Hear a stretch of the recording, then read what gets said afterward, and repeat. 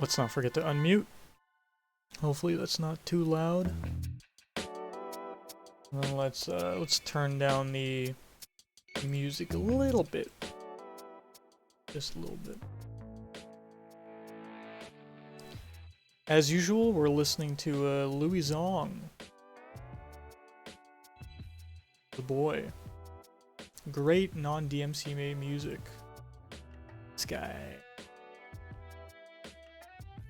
So, welcome back. It's been, as you can see, since January 27th that I've streamed some Bounty Dev. Now that doesn't mean I haven't worked on Bounty since then. But admittedly, I have taken a long hiatus since I've worked on it. So I worked on it a little bit more. I think I worked on it till the end of February. And you know what? Let's kind of skip to that because that's at the end, you know. I was about to stream. And I even remember this. I was about to stream. And then something happened. I think you can actually see, my camera's blocking it right there. Something released. Now what released at the end of February? Well, if we scroll all the way down past all the work I've done, which I will get to. Go all the way down. I was supposed to stream on February 28th. And I even have a note somewhere, I think on my PC, to do all these things before something very specific happened. And that was the release of Elden Ring. Now as you can see, Elden Ring released February 25th. I was supposed to stream February 28th. That was my allotted time on my schedule to stream. I think that was a Thursday? I don't know. Something like that. Tuesday or Thursday. It was my usual DevStream time. And of course, I mean, I already took like a month hiatus, you know, from before that moment. So I was ready to come back. Because I was streaming in January 27th. But then Elden Ring came out. And once Elden Ring came out, my life got taken over. My focus got taken over. I couldn't think of anything other than Elden Ring. So obviously, I wasn't making Bounty anymore. I was good. I needed that break. I definitely needed a extended hiatus. But with every hiatus I take, it's longer than I'd like it to be. Now I don't know if that's a lack of motivation or lack of ideas or just like a fear of getting shit done. Who knows? Who knows? But I'm back, and that's all that matters. Now we should change this date to right now, to July 4th. And I will do that right now.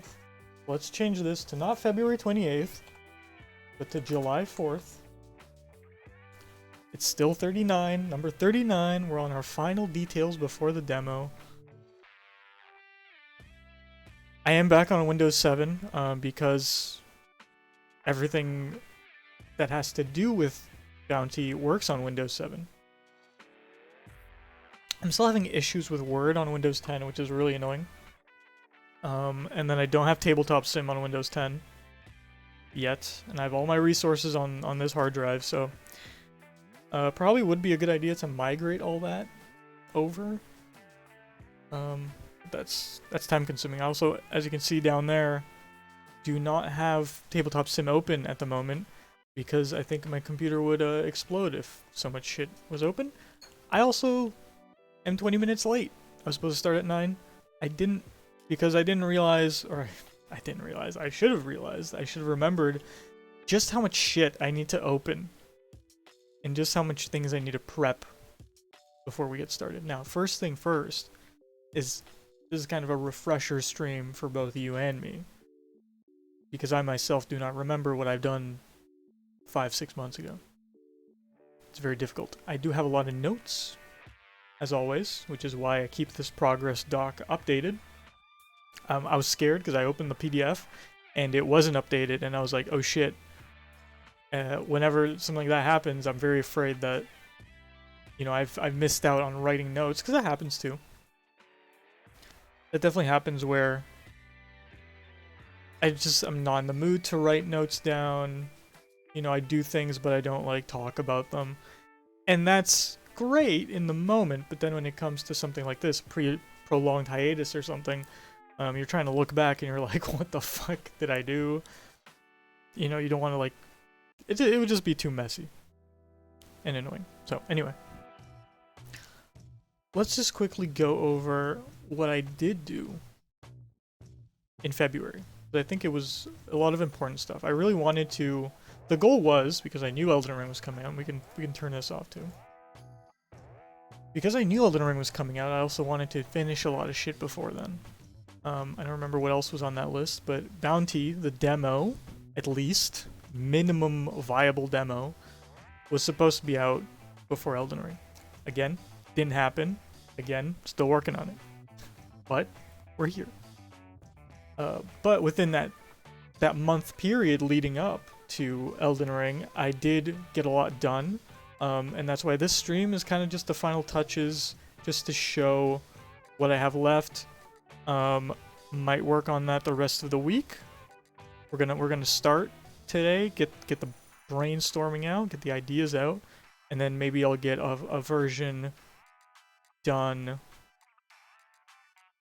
soon, hopefully. And then I might play it on stream, because I thought I played it, but no, the last stream was actually the anniversary stream. Which surprised me.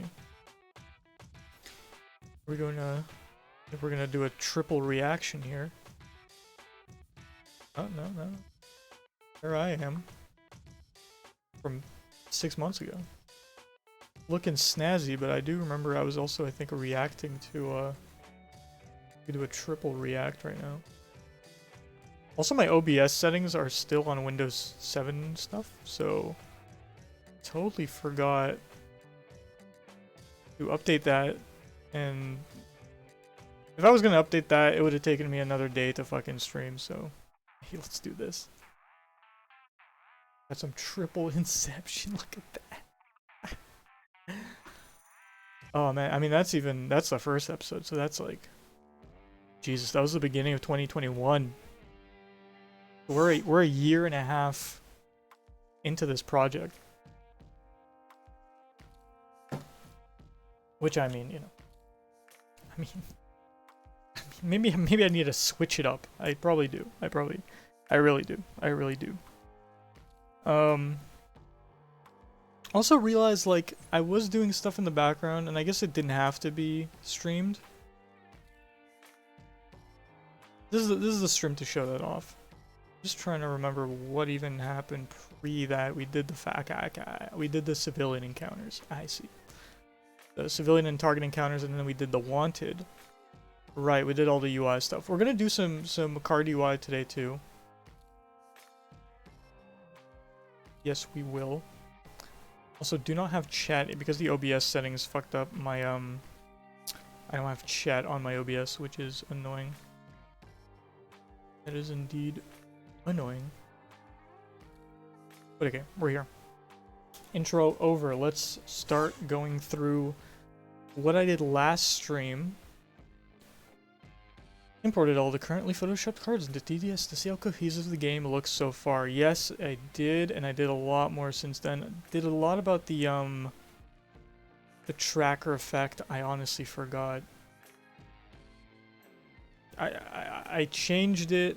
The point is, we're kind of at the point where all the cards are imported. I'll just spoil that. Other than the specific cards we're making today.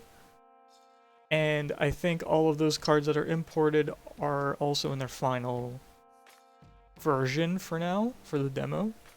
So I'm guessing I changed the target encounter, or the target beacon, and then just kind of left it. So raise 80. I'm guessing I did all of this. Again, I just.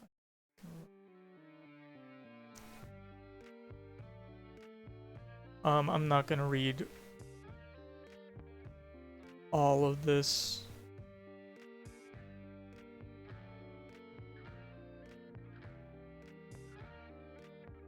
Because this is like just stuff.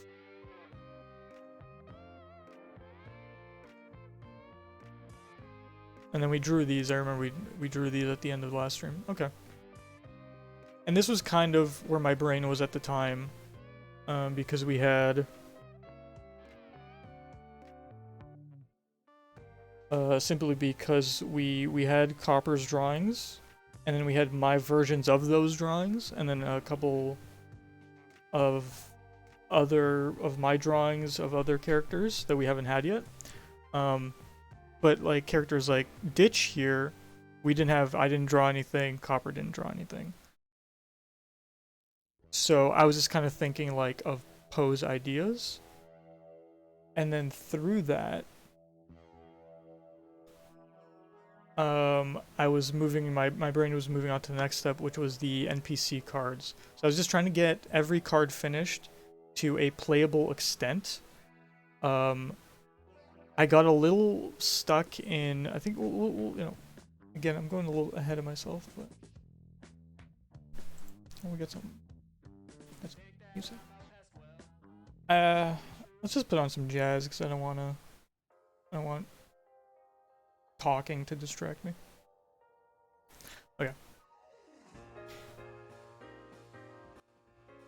This is not irrelevant, but it is something that a little bit of a hindrance. I don't know. It was interesting. It was interesting that I saw this, and again, I mean, Twitter, the algorithm is so good that it just knows how to show you shit that's similar to your shit. Anything you're working on, it'll show you shit that's better than that. So this here is a book made by a couple of dudes I follow on Twitter. And it is kind of if Bounty was a book with lore, which was kind of something I was thinking about with all the lore we were doing and all the cool drawings we were doing. But it's illustrations and it's lore, and it's just kind of as it says here, a collaborative art book, right? So it's not a game, it's something like that, but it is very, very cool. I almost ordered it. Berzork's Mercenary Handbook. Catalog of applied force agents for the discerning negotiator. Now again, these are, I think this 1, 2, 3, 4, 5 guys, 4 guys. I think 3 guys draw, 1 guy writes. Yeah. All these guys I follow, all these guys on Twitter, they're amazing.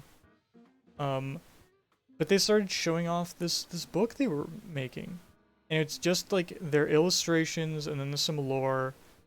And I mean, it's very much in the same vein of Bounty, where me and Copper is brainstorming characters, coming up. I mean, these weapons are sick, amazing.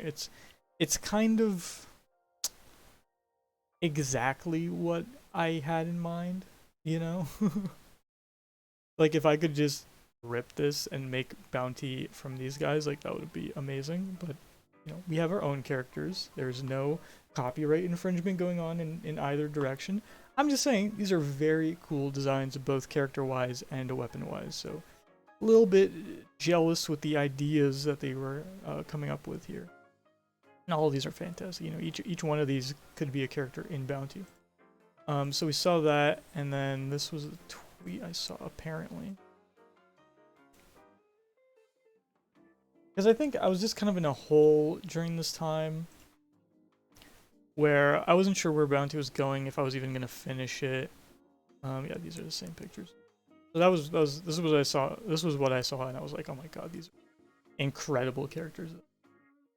Yeah, sadly, only just an illustration art book, and it's like I want more. That's why I want Bounty to be more. I want it to be an interactive adventure, not only illustrations, but be a journey for the player. Some fireworks outside for no reason. It is not the 4th of... never mind, it is the 4th of July. But we're in Canada, we're not in America. So that was in January, I was still on my break. And then I decided, let's finish this up. It's February, Elden Ring's coming out at the end of the month. Let's do this. Photoshopped all the item cards with proper art, names, and stats. Left out descriptions for the ones I was unsure of yet. So a lot of this stuff is placeholder. Again, I was purely doing the bare minimum for the demo to work, right? So we have stats, we have silhouettes of art, as you can see here. I can pull up actually maybe version of that. Oh, it's so much stuff. Where? A good one.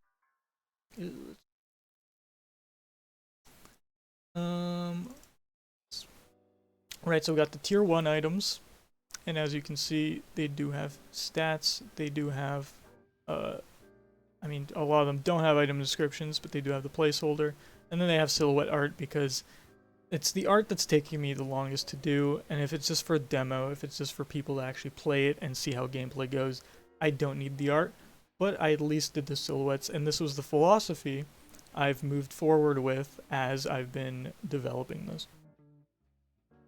I get too stuck up on art way too often. So that's the tier 1s, then we got the tier 2s, the armor sets.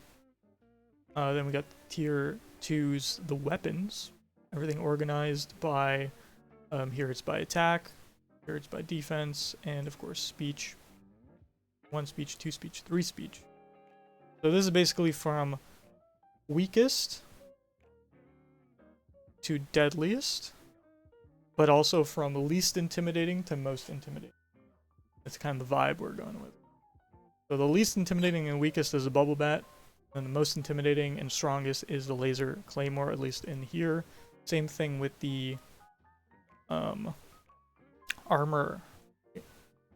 And you know, again, speech is like intimidation, confidence, whatever. Like you're just looking at a dude and he can really like convince you of something, right? So yeah.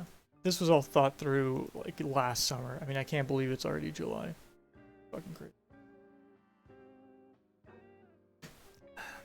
Then we have the tier 3 items, which are a mix of weapons and armor sets, as well as ship upgrades. As you can see, these are attack, defense, and then these are upgrades. I don't think the next, nope.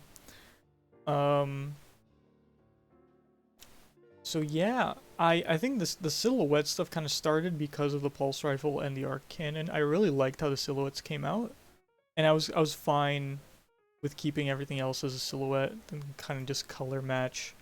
You know, black is a weapon, red is armor, and then I think green and blue. Yeah, blue is tech, green is consumables, and upgrades are gray. Didn't put too much thought into these, but I did the bare minimum for a lot of them, but these two I'm really proud of. Really like those.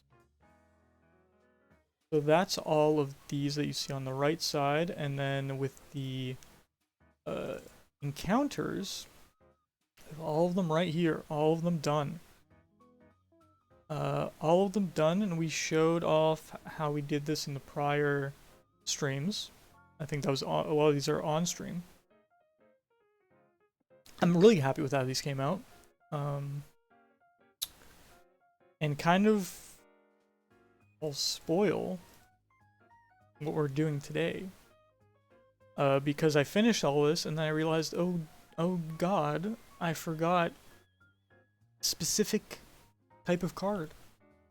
And it was too late. Elden Ring came out and I was like, oh no.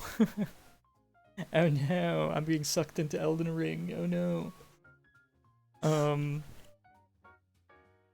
So I was close. I was close to finishing everything I wanted to finish, but I didn't make it. Why?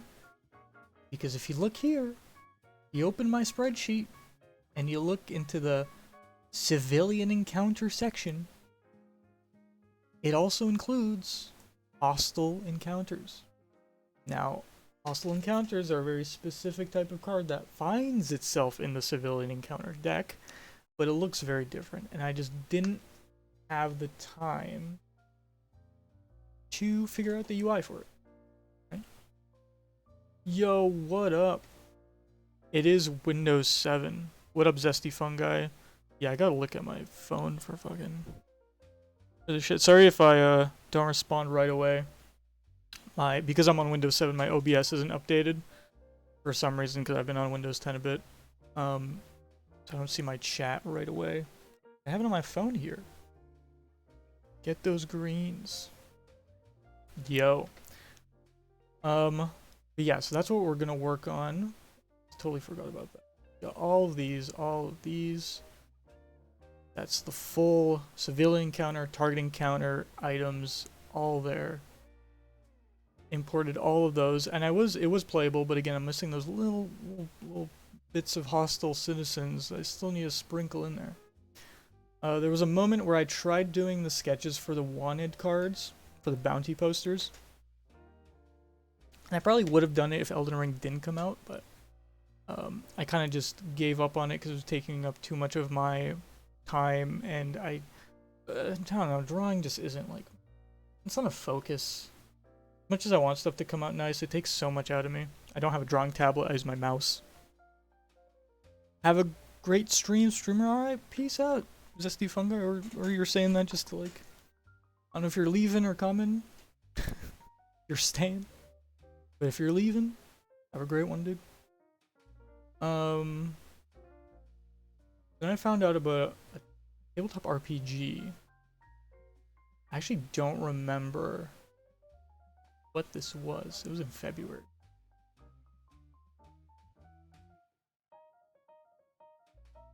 Let me actually see what this was. Ah.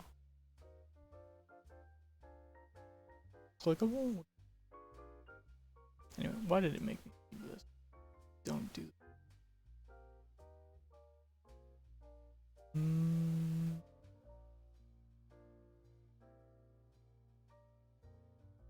No, what was this?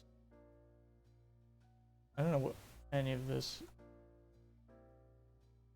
It's not found. Rip.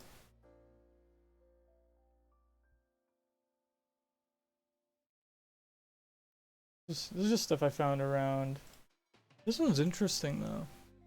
I remember something about this, but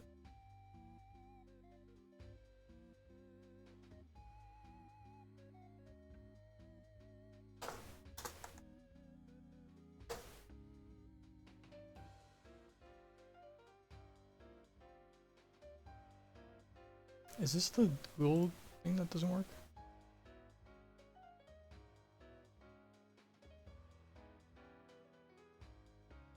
Their picture. Whoa. Whoa. I mean, it's a tabletop RPG. There's just a lot of fun. See, this is why Bounty is, in my opinion, more approachable. It's because all of this is written within the cards themselves. The rule book isn't that huge. This is fucking 61. Dude, my progress doc is 61 pages, not my rule book. Like, okay. I don't remember if there was something specific that made me write that down or not, but I think it was just like the general genre, maybe? I don't know.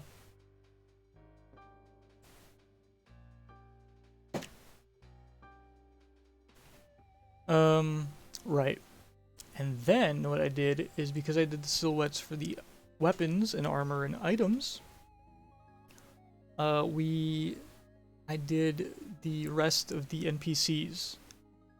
Now some of them are accurate, some of them aren't exactly what I wanted, but it's like the closest thing to what I wanted. So as you can see here, the wanteds don't have images, but purely through names you can, and like descriptions, you can figure out who is who.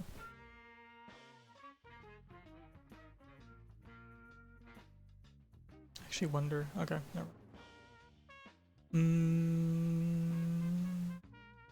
Yes. I should show these because I think, is this the only one? No, I also sure.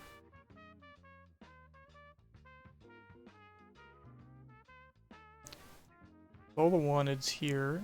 Small boy is the only actual picture, and a couple of them have descriptions, but a lot of them don't, or they're incomplete. This is ordered from least infamy to most infamy. And stats. I think this is the same as the spreadsheet. 4 from each faction, so here we have XFed. Let's just go XFed, XFed, XFed, XFed. There should be one, I think, in each of these. Actually, no. That's wrong. I did less in the starting. Did less in the starting. Zealot, zealot, zealot, zealot. Revolutionary, revolutionary, revolutionary, revolutionary. Ditch gang, ditch gang, ditch gang, ditch gang. Yep, it's good. And then the rest are no faction. And then what we did is the silhouettes I was talking about. I think we have a general what I was thinking like interaction poses would look like. I think this was also why I was posing stuff. Before I show this, let's actually show the silhouettes I made. So we have... No, this was before that. These are all of mine, so I collected all the ones I drew with the 2 versions of Hamhawk. I also changed the nameplate to go from this version that you see here to the more angular purple version, just because I think the color fit better. Here I actually have name tags, name tag change, so old, new. And then we have, yeah, all the... I think these are the newer, yeah, because this is V1, V2. I think I changed the size of these. Give Eco more smoke. All these, I see Pomp here, changed from just a... Because a lot of these are just like cutouts from stock images, you know, because I just need a good silhouette, but then I changed a couple of these to be more accurate. See Bardo and Bango, different sizes. Kind of looked at compared the sizes to what the maps looked like, and then generally what I wanted sizes to be, so that's all good. And this is every character, right? We have, I mean, it's a collection of all the art. It's a collection of Copper's finished ones like Eco and Win. We have Fester, Eggbot, and Arax, which aren't colored, but they're line art. They're still like really good though. And then we have the rest that are silhouettes. And this is purely, what I did here is this is purely a collection of Copper's art plus silhouettes. I didn't want to mix and match Copper's style with my style, so I did separate. Maybe I should do separate decks. I should probably do separate decks. Yeah, this is V2, and then these are, or I think this was the one I showed. These are just mine. So like if you want to mix in, like here Raxt is colored, Eggbot and Fester are colored. But then it's like, would you want to replace Copper's mama with my mama? That's a choice, but it's like I wouldn't recommend that. Ideally the goal is to have all the art be in a singular style. Now, because you know, this was supposed to be a 50-50, it would have been ideal if Copper, you know, did a lot of the art, the majority of the art. But that's not feasible, especially since we're not getting any money out of this for now. I'm saying that as if I have a choice. We don't know.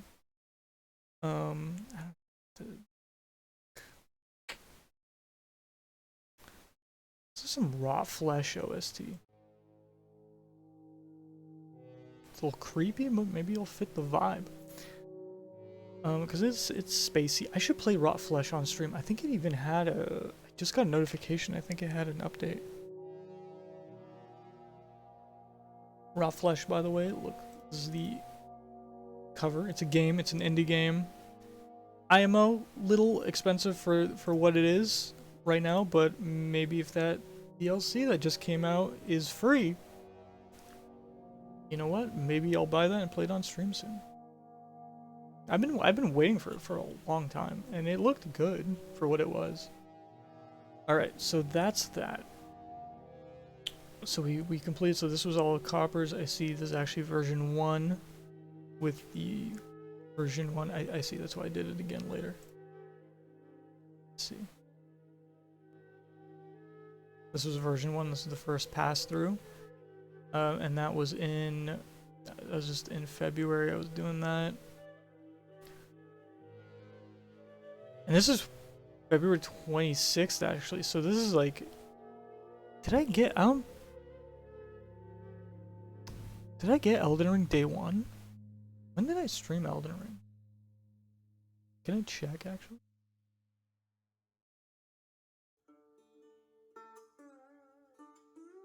I just want to quickly check this.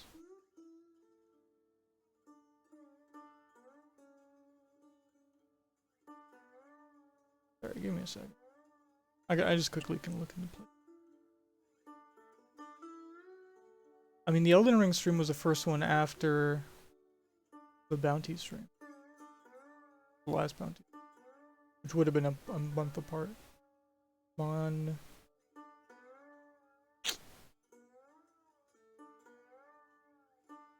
March 1st. So never mind. Then why didn't I stream February 28th? I got it March 1st. I guess it was just too close. I don't know, maybe I just wasn't feeling it. I was, you know, expecting to. My dude. Come on, boy.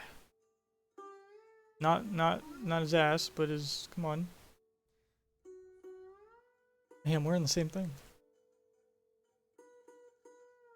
I shaved fucking 2 days ago. Come on, I want to see my guy. See my character. There he is. With the long hair, bro. He was a savage. Then he became a great warrior, a great mage. Yeah, looks great. Alright. Sorry. I just wanted to see when I started doing that. But yeah, I guess. Alright, so yeah, so I guess up till March, all of February I was working on this. After testing I realized blah, blah, blah. Like I said, I changed, I made it smaller, blah blah blah, blah blah. Yeah, and then this is V2 that I showed plus my version. So this is every single character in Bounty. 25? 25? I don't even remember now. This is 5, 10. 5, 28. 28 characters. I think it's divisible by 6 or by 3.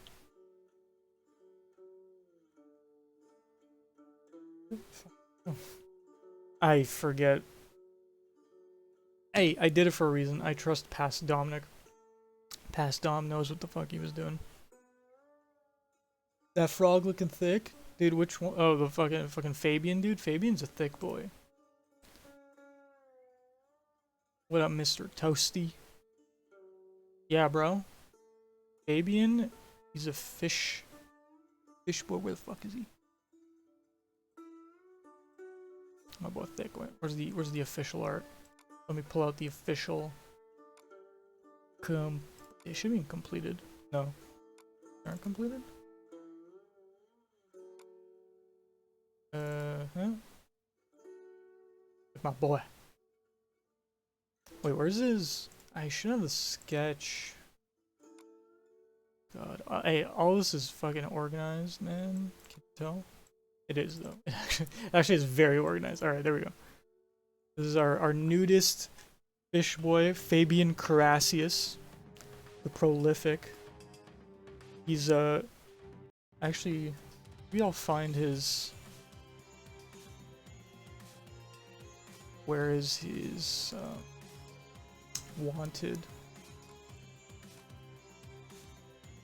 Fabian's wanted for possession of illegal body boosters, priors, indecent exposure. So he actually, that's a fake butt. He's using drugs to plump up his ass. That dick's natural though. That's why it's so big. Yeah, man, he's taking illegal drugs, man. It's bad. The Federation does not like that. All right. What up, Mr. Toasty? Let's keep going. We're almost... Oh, we are at the end. That was it. And then I think I played... Yeah, I did a test, right? For all that. Again, we're not going to take out Tabletop Simulator right now. We're not going to turn it on because my PC might die if we do. But we're going to get some work done, hopefully. I know this intro is a little long, but, you know. Gotta talk about what I've been doing for the... Or what I at least did in February before the hiatus.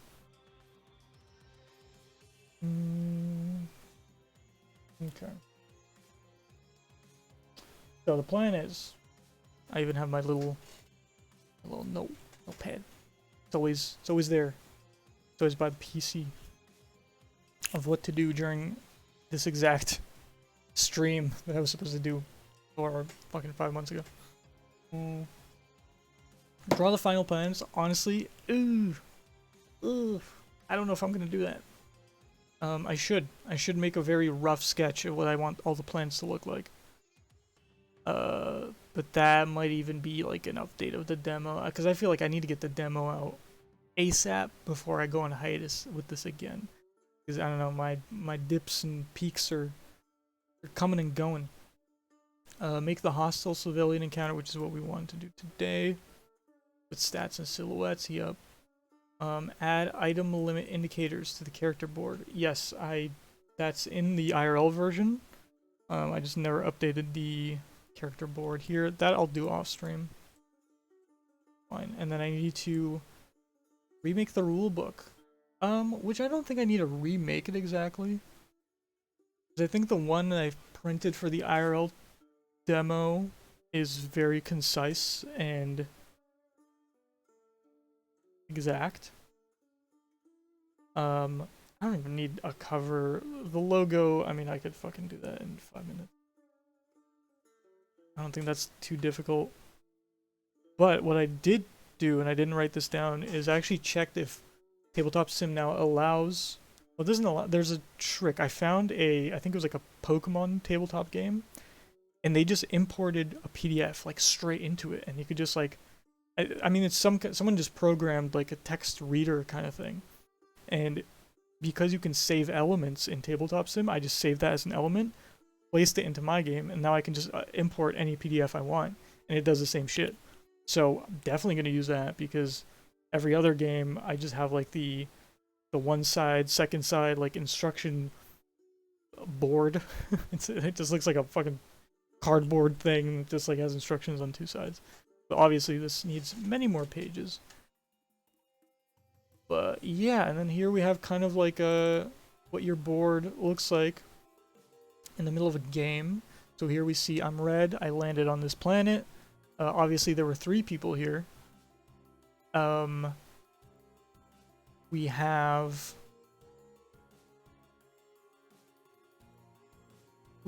the targeting counter. So I'm just trying to figure out what I did in order here. We have all my items with my stats. So here we have 4 attack and 6 speech, right? I landed on the planet, decided to target this wanted, which shouldn't be here at this moment, but it's like in the top, where you select where you see who's wanted. And one of them is Gob, as you can see his name is Goblin. Well, I know he's just a placeholder character for now. I needed some placeholder characters because I still had some to make. I think this one I needed like a low infamy, high attack guy, and I just made up this fucking alien goblin guy. So I decided to target the encounter. I pulled this card, which was him being murderous, right? So I came up to him, he's murderous. Then I roll the encounter. I roll a 1. A 1 is my attack versus his attack. My attack is 4, his attack is 3. I win that encounter. Me winning kills him. So that's why he's dead, and I put him in my ship, and now I should go back to the system center, hand him in, dead, get my bounty card, and collect 3,000. So that's what happens, right? It's just a snapshot of like something happening. Whew. I gotta be honest, my head really hurt before coming on stream. But told someone that I was gonna stream today. I don't care if they're watching or not. But I, had to pull through just for that and pull through for myself. And tell myself just do it. Go on stream. But okay. So that's that. That is done. I can turn all this off. Keep that. Shove this over here. Now we don't need this. Pull up Photoshop. Maybe I'll do a quick trying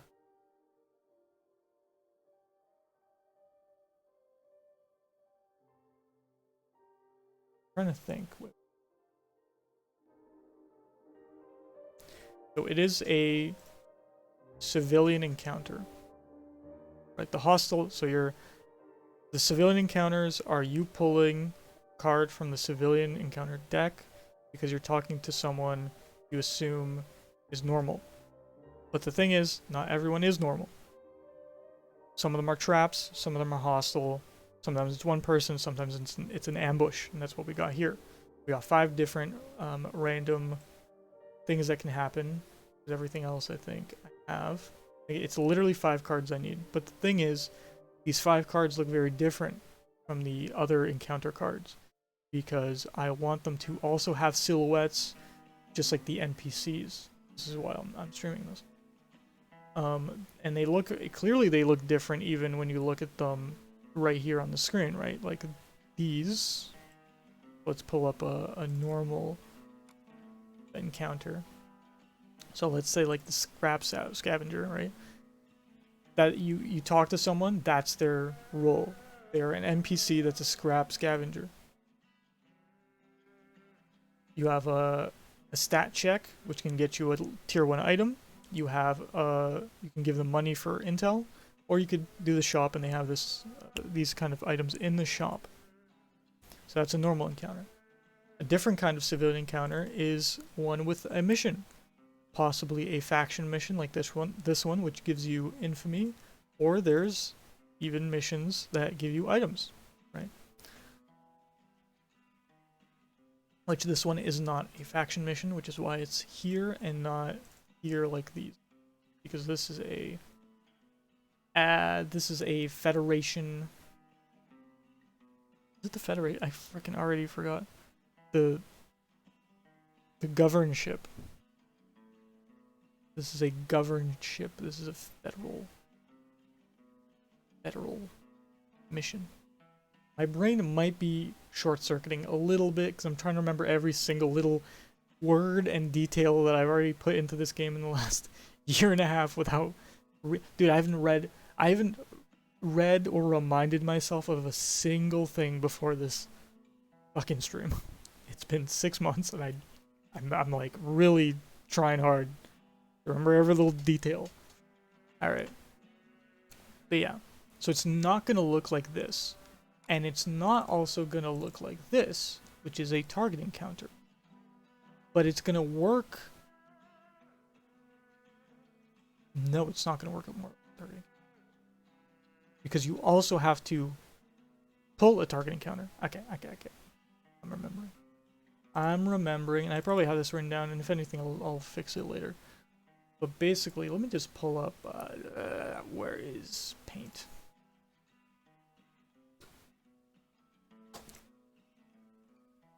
Oh, I mean, we could have a ladder. This is a normal encounter.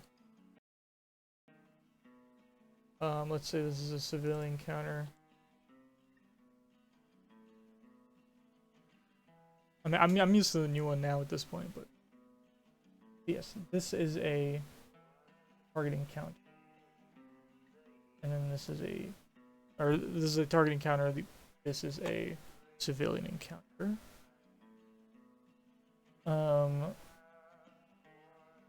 But because it's a hostile civilian, I think it should be a different color.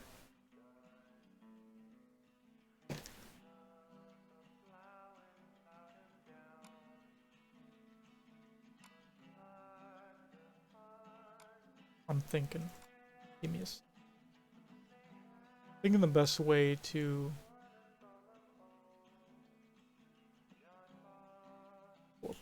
let's just pull up the Word version of this document. So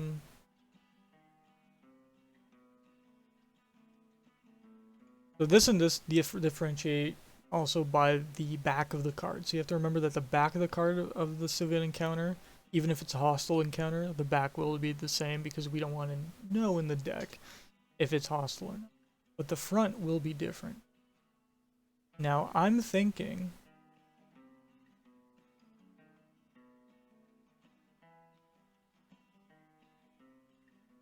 I was thinking purple. But at the same time, we have a lot of purple because of infamy itself. Because this icon is, and I don't want people confusing. I don't want people confusing.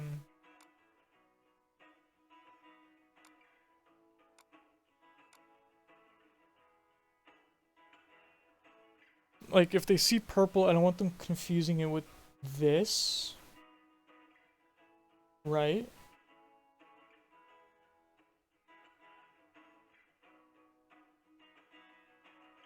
I don't want them thinking that like infamy has something or start mission has something to do with like, oh, I've seen that color before kind of thing. It could be like a darker blue. It could just be a black. Honestly.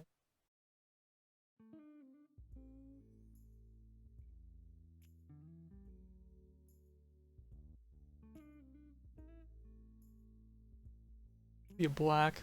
Could be white. Could be a white in black or black outline. So we have hostile citizen. We have ambush.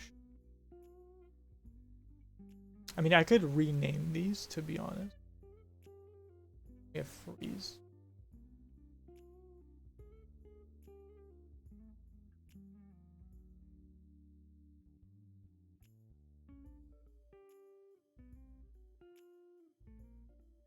I'm wondering how much of this writing I actually want on the card itself. So, I mean, just to give you a clear showing of what I am thinking right now. Okay. Because I want basically a combination of, let's say, so, you know, the gray is transparent,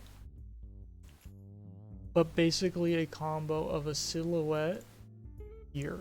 So, because there can be transparency in tabletop sim, I'm giving a visual aid of you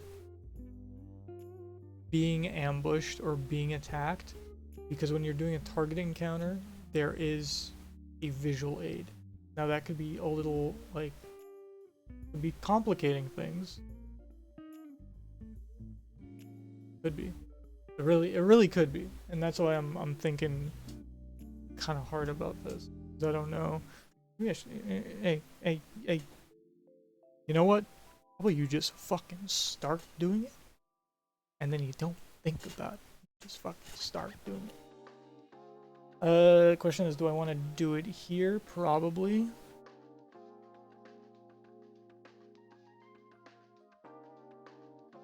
Probably just want to start doing it here.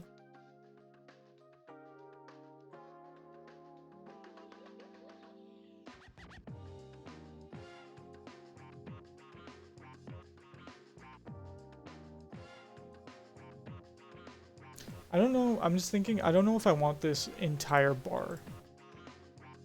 Let's duplicate this.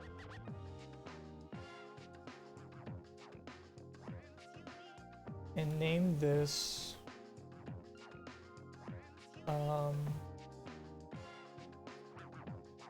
hostile.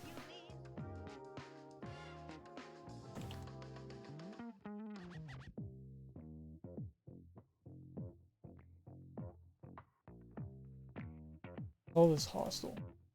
So with hostile, we can turn off that,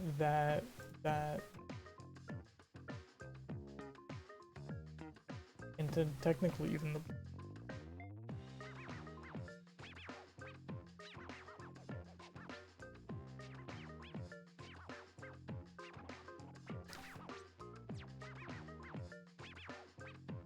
I'm just trying to think how you're overlaying these cards. Because it's one of the things about Bounty is how clean it does look, right? Like when we go back to this final like board, right? Here you can see, and actually maybe I can pull up even that one picture of like the interaction I mentioned earlier. This is so clean because of the transparency. So you can put this character in front of this character and it looked like he's standing in front of him and there's like tension going on, or that this guy's running away into this cavern, or that Diane is, you know, tickling the chin of Phil over here. And that's what I want. I want that immersion of you coming onto a planet and then just kind of seeing these characters on it, and you're seeing them interact with each other, and you're seeing yourself interact with them if you even want to put your guy there, right? And now the question is, as you can see, the only thing here is this name tag. So now imagine kind of a similar version of this, but it's instead, because these are in portrait mode, right? They're vertical. The encounters are horizontal.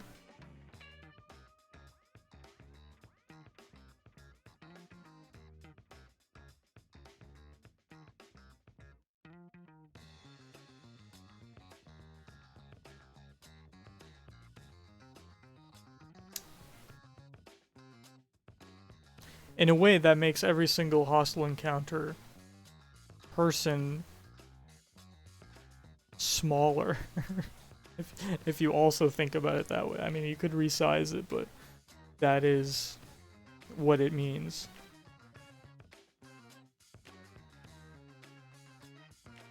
Which is kind of funny.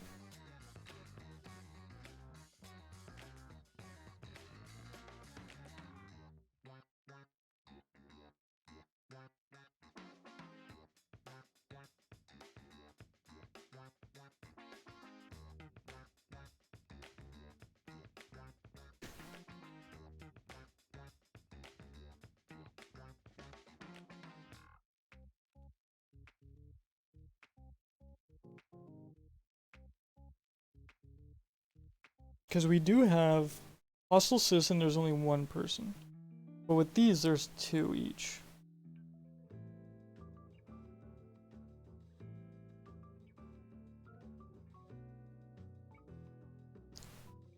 I kind of want to open up Tabletop Simulator right now.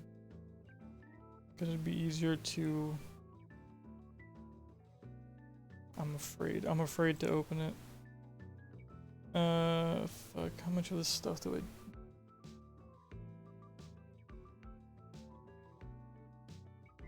I don't need that.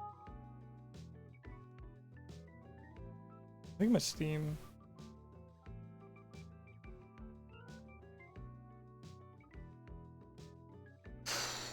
It's hot.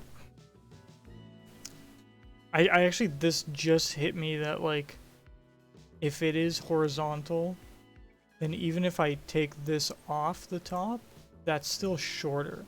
And that's fine for, like, even, like, the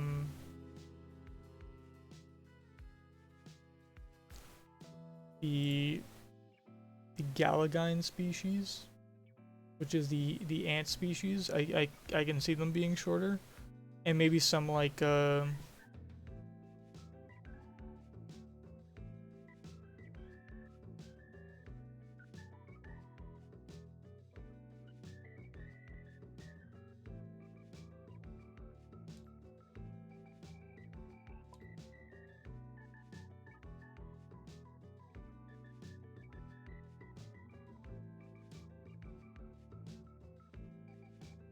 I totally forgot that I was mid.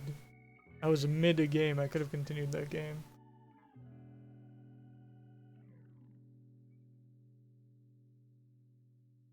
Oh, no.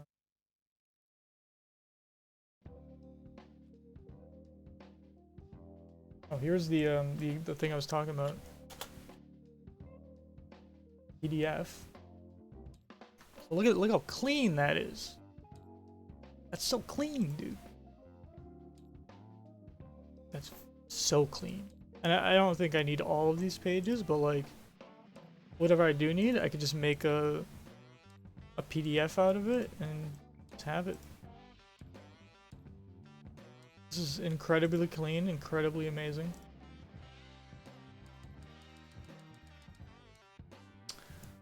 Okay.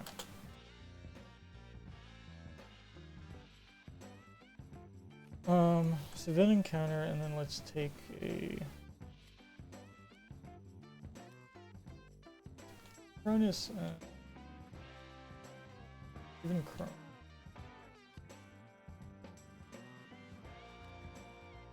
Hopper's OC. So even here, this is the height, and this is the height. Even if, I mean, the Copper's one is pretty tall, so it starts at the bottom. Cronus's is not, it starts around here. But even if I want bottom to top though, it's basically as big as Cronus. Still shorter than Copper, any other tall character though, like it's impossible. Unless, of course, it's also vertical.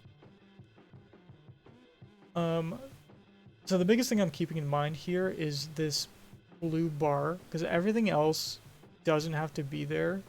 The one thing I do need, so it basically, let's imagine this. I need these three. So let's take one of these. So what I do need stats, as we can see.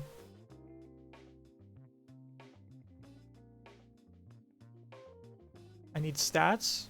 I need reward. So I need that treasure chest icon or a D. And that needs to be individualized.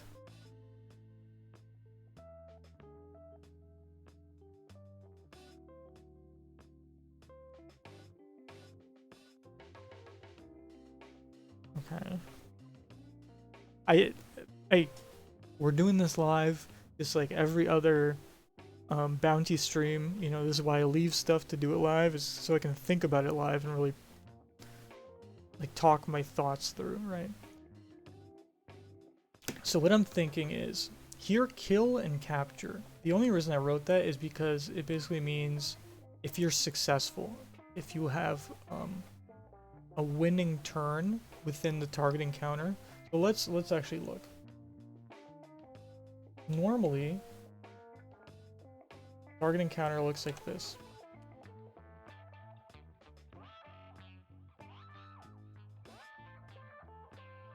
Right?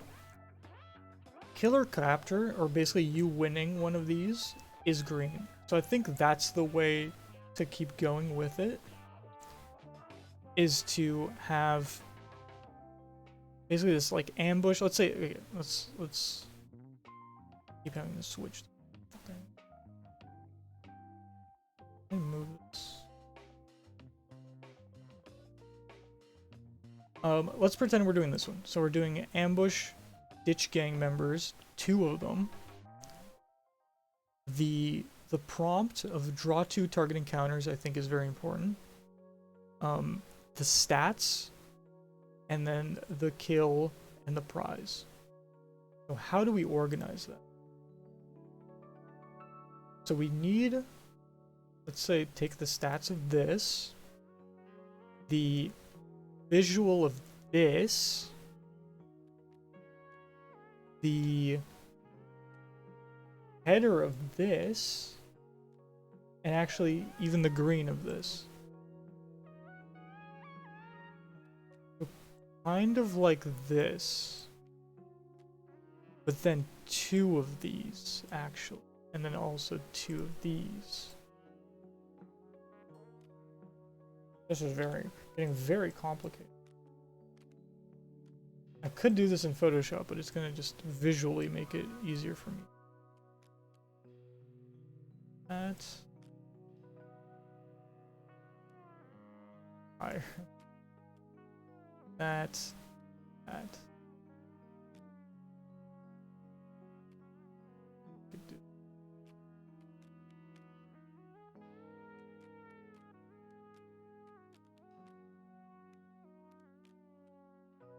Okay.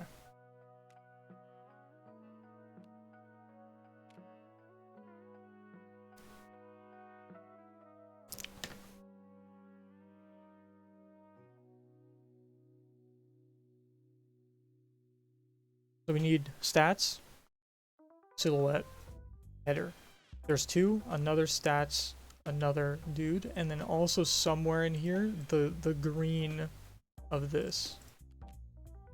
Right, so name tags won't be included. Instead,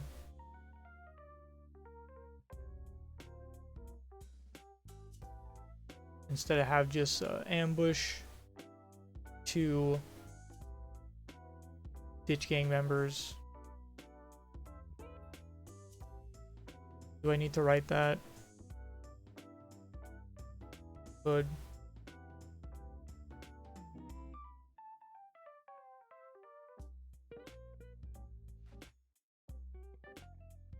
I mean, this is a big fucking... Trying to fit this all on this vertical slice right here.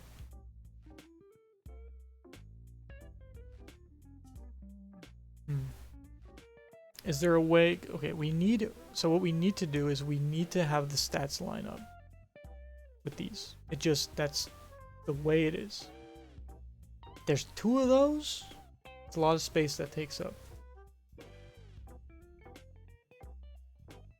It's a lot of space that takes up.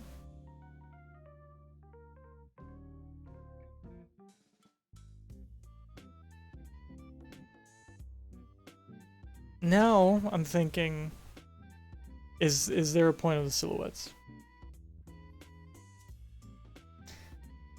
And that's kind of pissing me off. It's kind of pissing me off because I really want those silhouettes. If it was just 1, then this is easy to do. Vertically. Because it's basically just this. Literally just this, but instead you're cutting this off, putting the silhouette here, and then having the title here. Basically just a card like that. And then this would be transparent.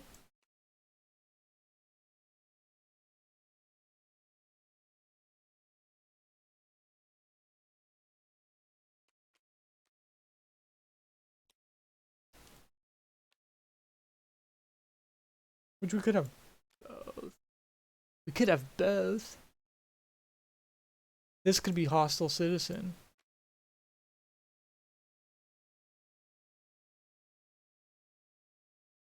And then instead this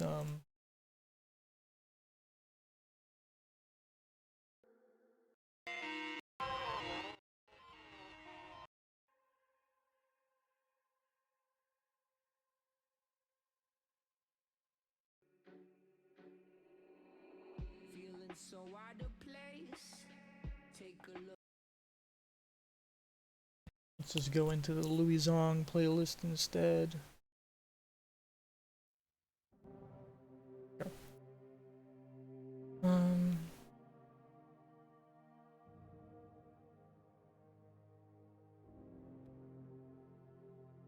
I want it to be like that. I'm kind of thinking like an in between.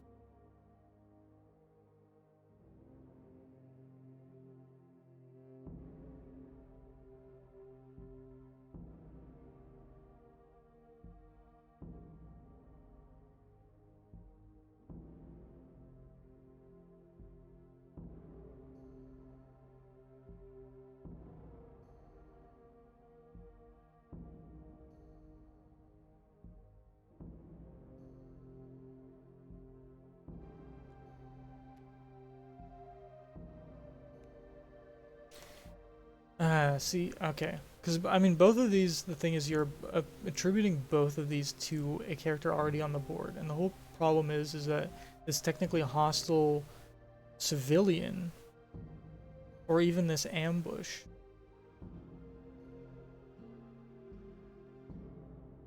I mean, the hostile one,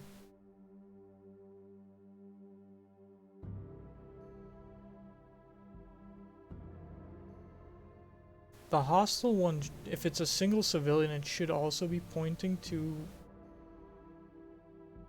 this, basically.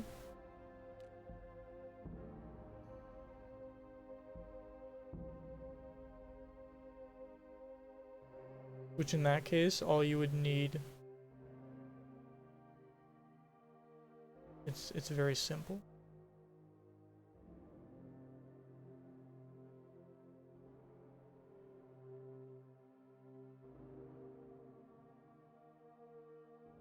It's the ambushes.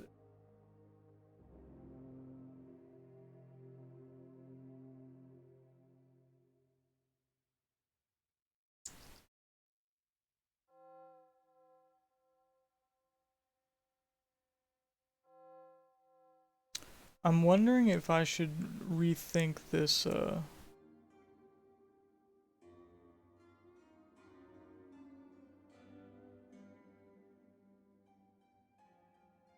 like, overall, what's going on here. Because it's very simple to do it here on, like, what I print out and play. But now thinking of, the actual interactions within Bounty, of you, like, let's do this. We got Clown, we got Cronus, and then we got you. I'm Medai, Med-AI, and then we got Win. So these are the three characters here. So me, I land my ship, red, I land my ship here.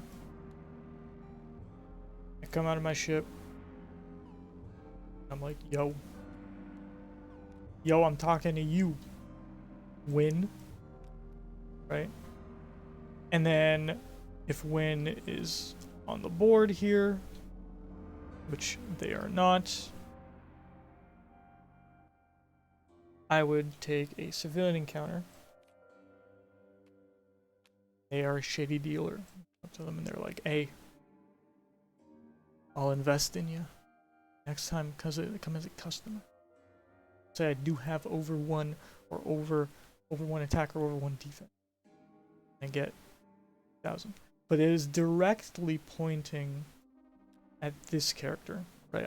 I am directly choosing this character to take up this role, right? Now, if it didn't work that way, which it doesn't have to, you could RP it as these direct characters, or you could RP it as a random NPC. And these are purely there as in case a target shows up. Alright, so same thing. If Win was a target on the bounty board, I could find Win very quickly.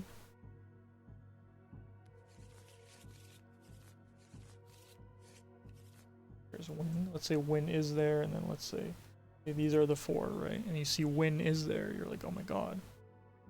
It's a black Humok. Holy shit. And then you encounter them, and then this is definitely direct, right? So this doesn't necessarily have to be direct. This is definitely direct. And I think that's a big point. Because this is direct. This is not necessarily direct. But if this is a hostile encounter, if let's say Win is not on the board and I interact and instead it's a hostile citizen and that's what it says, then the next step is it tells you to pull a target encounter because it wants a fight, but a hostile encounter, right? So then if this was a hostile citizen, and let's say it's not pointing to anyone in particular, then this would also not be pointing into anyone in particular. And then it kind of just like, then what's the point of this if we're just making up characters,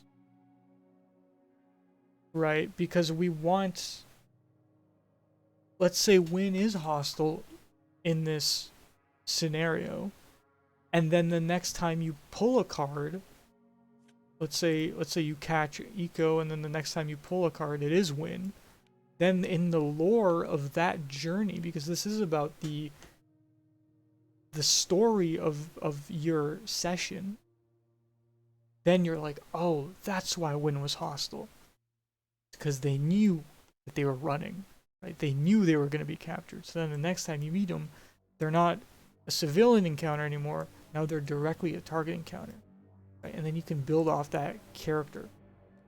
Same thing with like if you're doing civilian encounters, right? If you talk to Cronus here, Cronus is a hired mercenary, and then you get the pull, and then you pull Cronus here, and then you realize, oh, Cronus is like actually a zealot, right?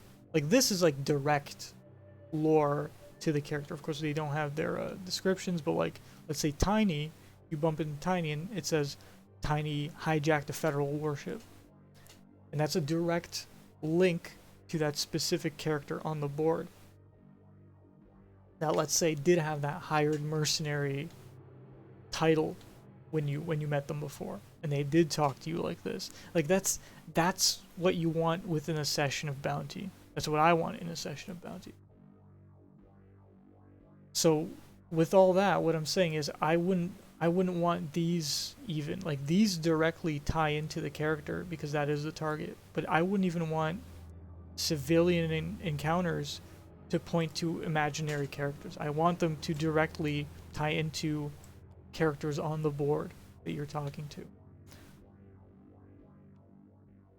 Which then goes back to the question of, do we want silhouettes? Right. Because the whole point is that in this ambush, these stats are not these, or sorry. Whoops. These stats are not of Win or of Cronus, but these stats are of these specific silhouettes that I wanted on the on this ambush. Which could technically just be a different card than the hostile encounter. But the thing is about the hostile encounter is that now you're giving them imaginary stats. Fuck. Because you have to give them stats, because if they're not wanted, then they don't technically have stats. You gotta give them imaginary stats. Ooh. Actually. You know what? Fuck. You know what's a good idea? Fuck, this is a good idea. But I mean the one thing here. Ooh, I like this. And I don't think I have the only card that I have that does what I'm thinking right now is this right here. The jail or the death card. What I'm getting at is that, let's say this is a civilian, which it is, but then there's a card that goes over this card and overlays the stats, overlays the prize, and overlays the header. Now, the thing is, some of these characters have their name tag lower than others, but that's fine. If the header is right there, I wouldn't even care if it covered up names or not. I mean, there's some characters where it might cover them up too, but then I feel like you could just put that over them like nothing, right? And it's also square. These are square cards. Oh fuck! I think that's a good idea.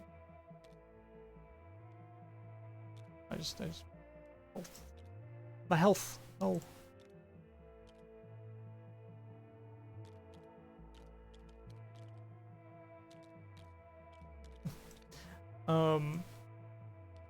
Yeah. Okay. I think that's the best way of doing that, actually. I like that a lot. But then that means I would need, that to be sideways. Which is fine. Then, like, you would take this, flip it, and it's like, oh, hostile encounter, and then you kind of just, like, put it on someone. Right, you put it, and then it would have, like I said, stats on the side.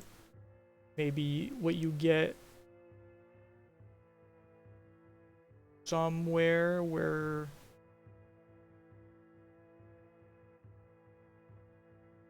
it doesn't disrupt. I mean, you would have to check. I mean, maybe just do it on a single side. Probably the smartest. Maybe do it below. Do it above. Or below.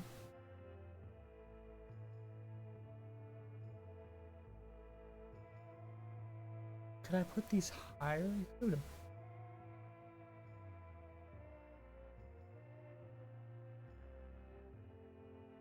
I lift these up?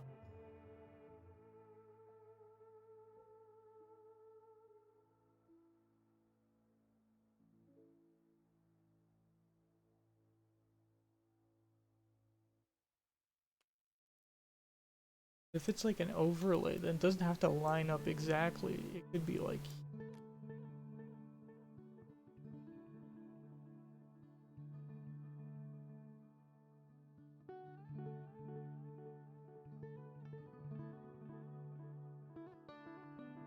Prize could be right there. I'd rather actually have it be two sides. Whoops. Two sides, because it's better two sides, because then you could corner it wherever you want. Instead of if it's on, if like two parallel sides, two perpendicular sides. If it's on two parallel sides, then you have to kind of line it up on two. You gotta get them like shimmied in the middle, and maybe some of them look weird. But if you put it on two perpendicular sides, then you could line it up like as far away as close as it with any character.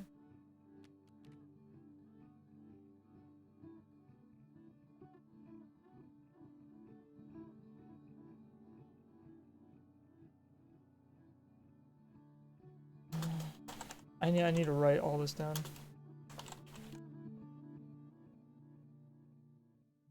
In the meantime, have any like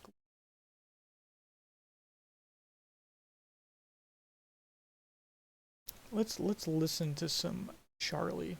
We were blessed with a moment gamers will never forget. A day that will stand the Yesterday we were blessed with a moment gamers will never forget.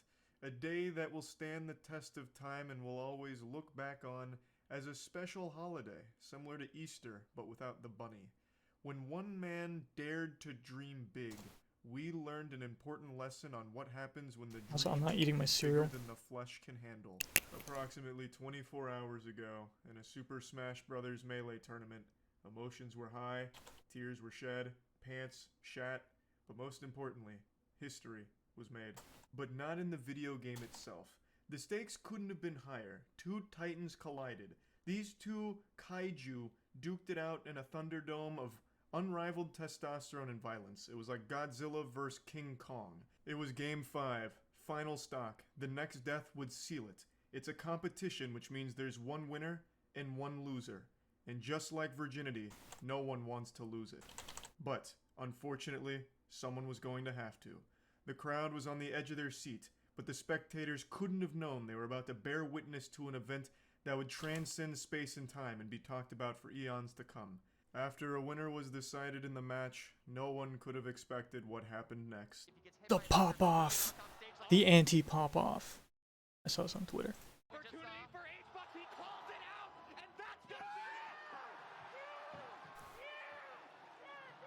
So, I mean, Charlie's gonna probably say this, but Hungrybox on the right is the one who actually won that match, right? And he was about to celebrate and pop off because he's a serial pop-offer apparently. I've seen a couple of his pop-offs, but then our boy, I forget his name, IBDW from Panda, did the anti-pop-off strat of losing and then popping off in front of Hungrybox so that he doesn't do it, and it worked. But IBDW almost fainted from this, and you can see that.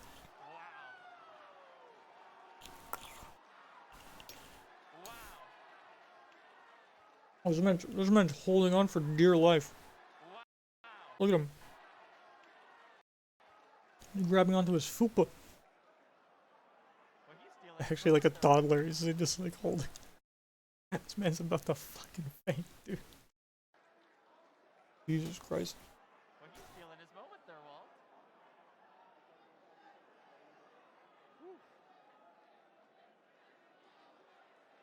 We're gonna get that one on a clip, right? Oh, Is that in the replays? Okay, okay. This onion's got a lot of layers. This is only the beginning of the rabbit hole here. But what you just watched is basically Kratos challenging Ares. This was a moment that had never been thought possible prior to this. These two players here are very well known in the Melee scene. Hungrybox is the Jigglypuff that won there in the sunglasses, and IBDW, Cody, was the Fox player who had just lost. And after he lost, he went berserk. He went all up in H-Box's face and started yelling and jumping and screaming, getting real primal, damn near started just like banging a club on the ground like a caveman. But why? For those that aren't in the scene, they might not understand what this is. This is known as a pop-off. A pop-off is defined by science as an emotional influx during an event. I'm making that up. I didn't feel like looking it up, but a pop-off is basically just like a big celebration. And in Melee, Hungrybox is well known for his pop-offs.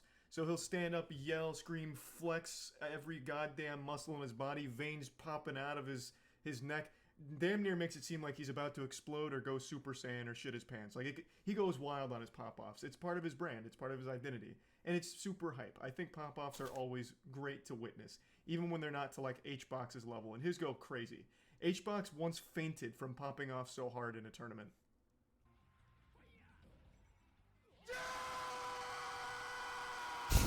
I mean, that was...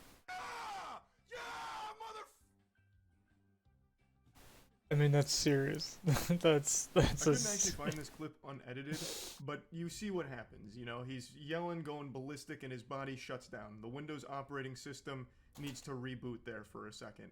And he, you know, passes out on stream. Of course, people meme it saying that he Jigglypuff rested in real life, and it was just a great classic moment. It wasn't dangerous or anything. H-Box wasn't hurt. It's not like he collapsed and then fell into a pit of nails and piranhas. He just hit the floor after fainting, got back up, watched the clip, and had a bit of a giggle about it, and explained he hadn't eaten that day, you know, this and that. It's just one of those H-Box pop-off moments that everyone now remembers. But he is well known for big celebrations, those pop-offs. That's his signature. There's only two certainties in life, death and Hungrybox popping off every time he wins a set in tournament. So when Cody lost, he had already hatched a plan to counter pop-off on H-Box. It's being called the anti-pop-off tech at the moment. His plan was simple. He knew the H-Box celebration was coming because he just lost and everyone knows it's coming. So he went ahead of it and put the kibosh on it. He imitated an H-Box pop-off at him in order to stop him from having a legitimate, genuine factual five-head, dude. It was quite the fucking galaxy brain scheme, honestly. It was like that bird in the animal kingdom that has like a dance battle with each other when they're in a fight. So they start like mirroring each other's moves at each other until one of them gives up. That's kind of what Cody did to H-Box. So he went up there fucking jumping up and down, yelling at everything just like H-Box does. and it completely took the wind out of HBox's sails and stopped it. But at what cost? I'll set aside the physical repercussions of imitating a pop-off like this because Cody actually did have a health thing flare up from doing that pop-off, but I'm going to save that for a moment. Let's talk about the response to it. A lot of people have called it cringe, and since it's the internet, being cringe is the ultimate sin and unforgivable crime. A lot of people are calling it embarrassing because he took it too far or thought that he was extremely mad about it. Poor sportsmanship, shit like that. And I'll let you know where I stand on it. I think it's fucking great. I love those big emotional moments in sports, esports, all that. To see players getting hype and excited or getting really upset when they lose. Alright, just quickly. I kind of feel like Hostile Citizen, because it's a completely different type of card anyway. The UI looks completely different. I actually think keeping the blue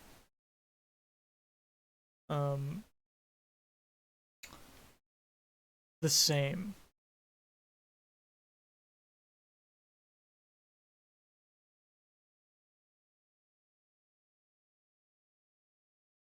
Right.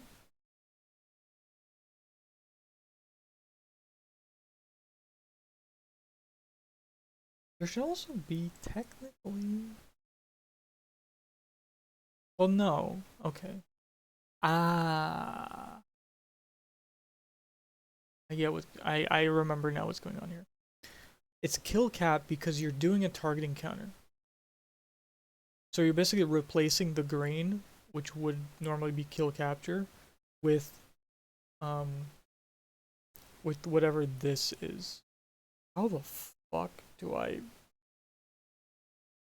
can just write it in the rules, but like, how would you represent that?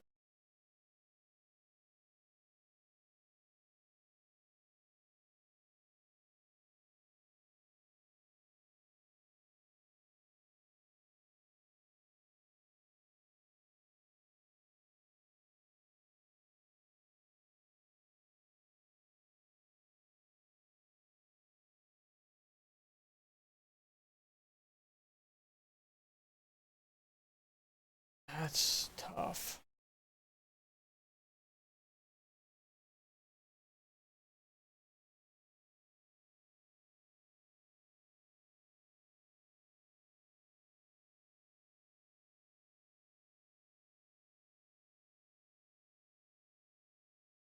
I'm also able to turn the entire canvas on its side. Might, but I don't know if that might mess up some shit.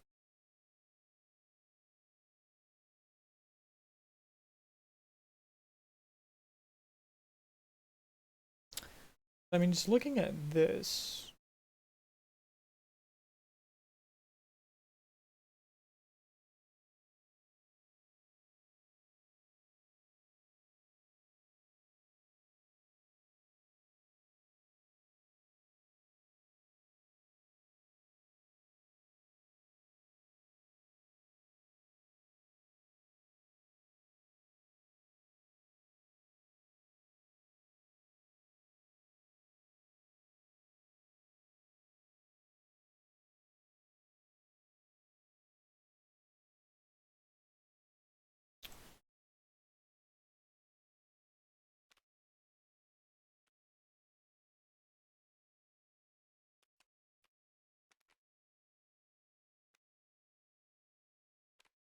I wonder if I did do it on the side.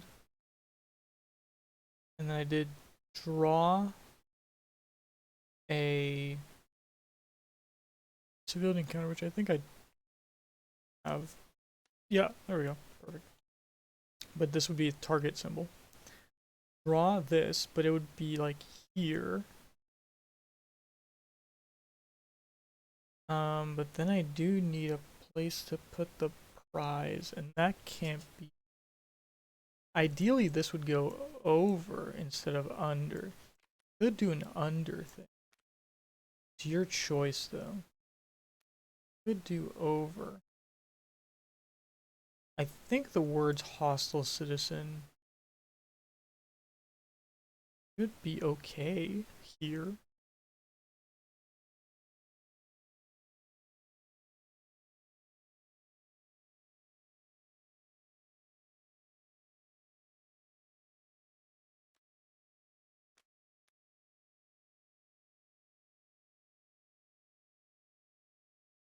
Kind of, if it's like this, then I would have to do the middle thing, and I kind of didn't want to do that. Would want it to overlay instead of putting it to the side, because I could also do, put the stats here, you could do that.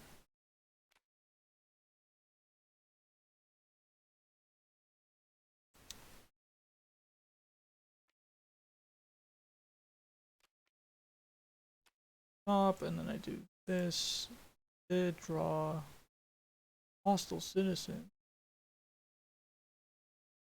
draw, and it could be like this, blue here, and then this just be like a higher thing. That might work the best.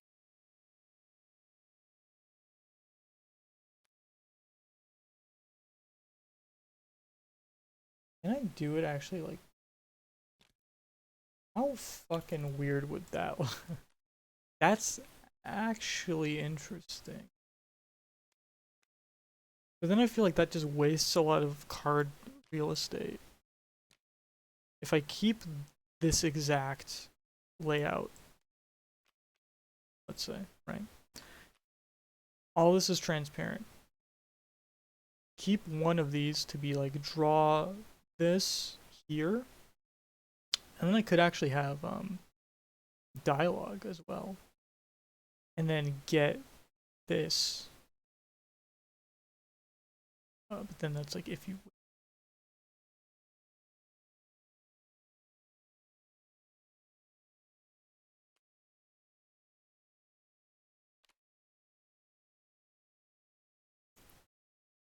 And then have stats here. I mean, this would have to be smaller. And then it feels like you're doing that, it kind of just... It kind of feels like a lot of... Like you could easily do that, this, and then just have that much used, that used, and this instead of this.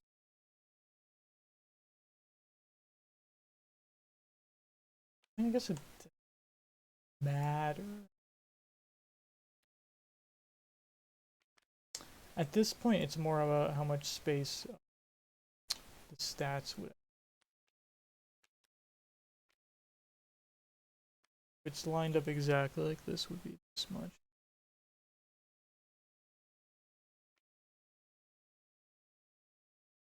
That much and this much. I think it's smarter.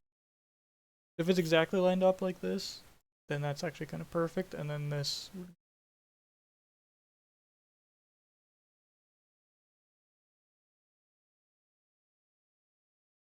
Then this kind of goes over.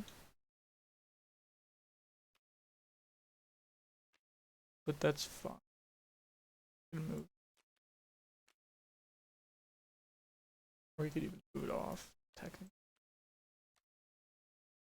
Yeah, I think that's the best idea. And then even keeping it blue is fine. Oh, and then where the... Oh, then the prize would go here. Right. Right. You get that? You get that? You get what I'm putting down? I'll do it in a second. I'll do at least like a draft version of it during the stream because it's already been half hours. Do a draft version, and then in terms of ambush, I feel like this has to be completely different. Same thing with the freeze. These are just kind of different types of cards. Where instead, I mean, it might be better to just put more of these in. But these are like higher difficulty.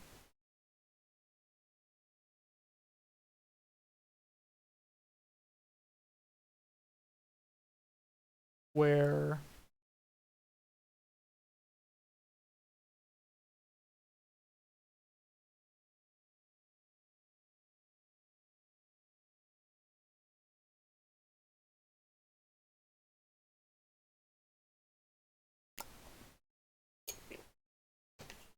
you need silhouettes drawn in because it's not directly mentioning or not referring to a citizen. It's referring to these individuals coming in.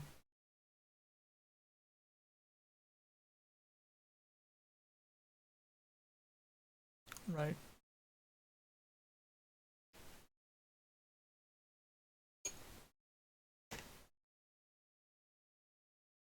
I'd actually say these hostile citizen cards are actually super easy to edit in that case and to make more of. So I could always like add the deck with them. It would just have like randomized stats.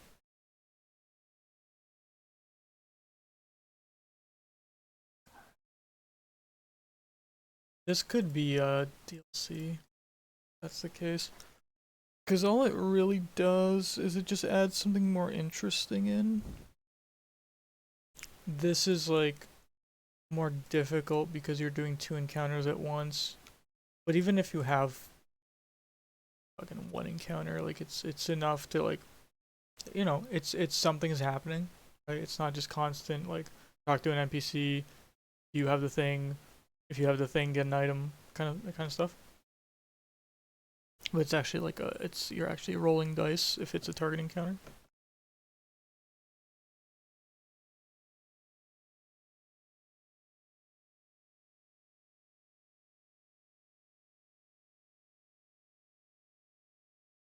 I think that might actually.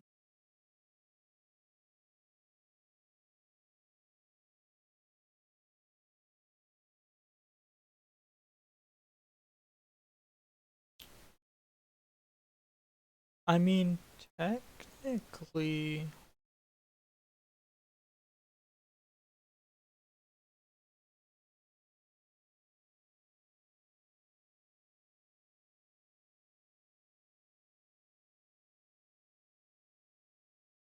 You can't do too. Sorry,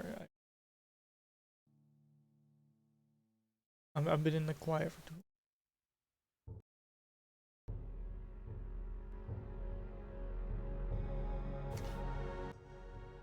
Technically, the only difference then with an ambush, if it's only a single person, would be that this section would have its own silhouette. Yes, it would be a smaller silhouette, but it would be singular. I don't know if I can fit in 2 stats.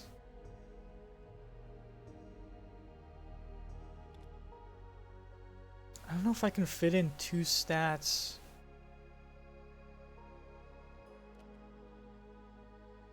And 2 decent silhouettes.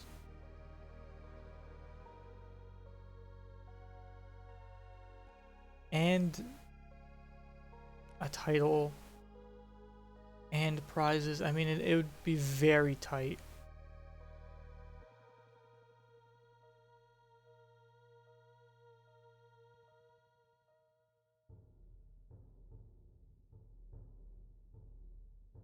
It would be extremely tight.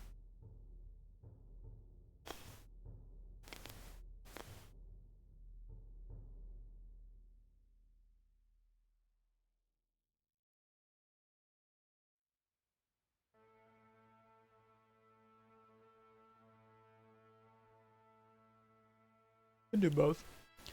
I don't think I can do a multi-person ambush though.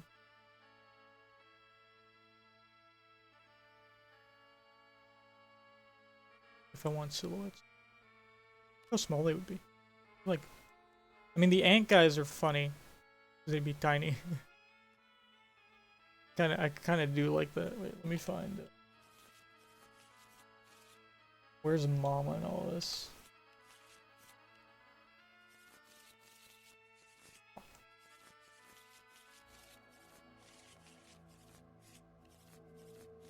Why is it randomized? Can I go? Oh.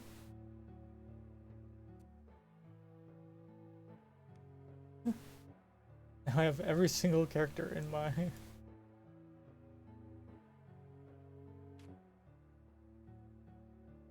know what? That's actually an easy way to do that. If I have Mama, is about as tall. Look at that, I like how that stacks. Then they'd be like tiny, which is kind of fucking hilarious. Do it like this.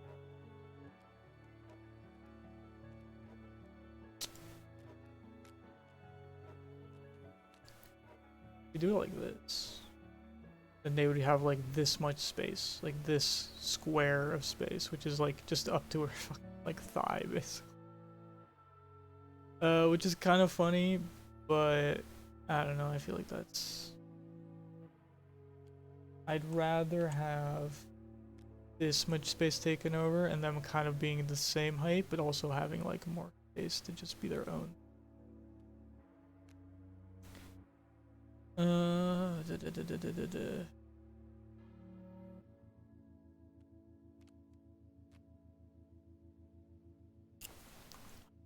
I'm not liking the 2 at once thing, but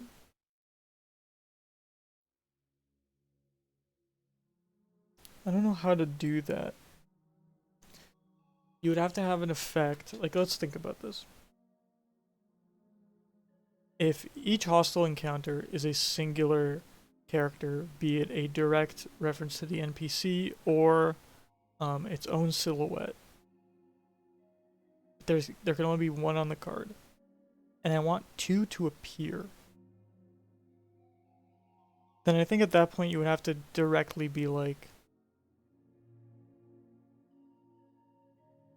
find this card in the deck. I don't know if I like that.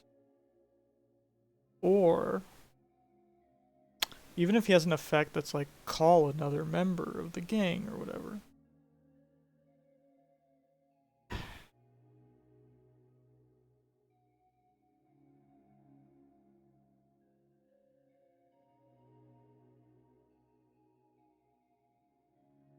This is all I'm liking the individual hostile encounter more, even though the dual ones were fun. I don't even know how to write that in as an effect.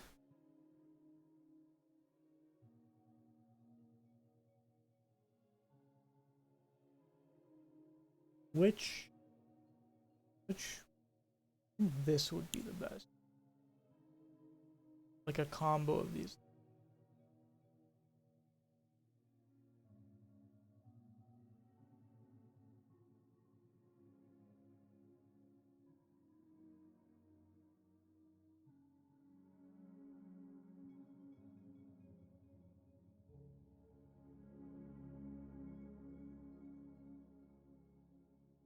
We keep these and then we import the.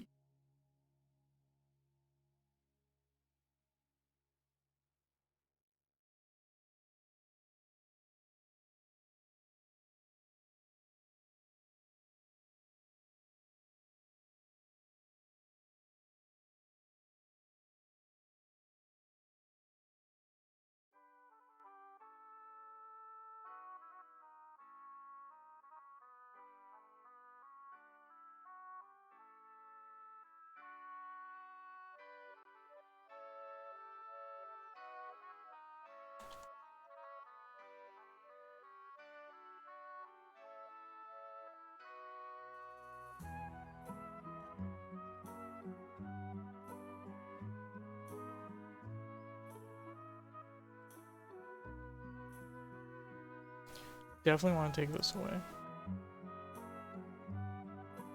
Top bar goes kind of hard. Kind of hard. But no, we want a direct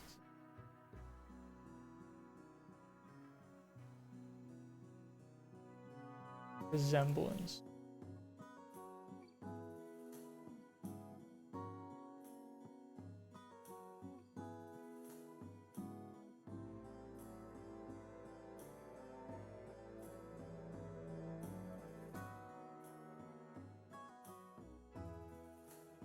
And something.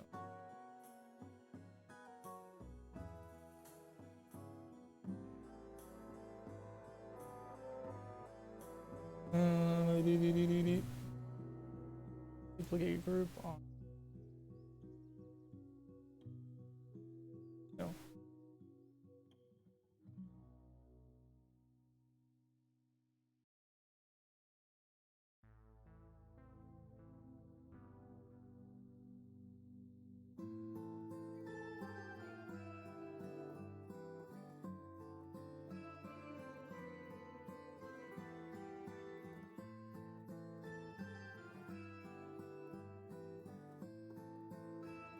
Okay, so that is.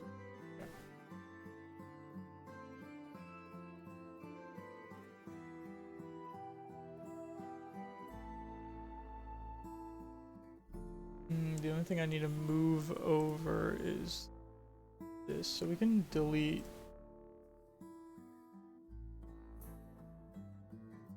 Don't need the triangles.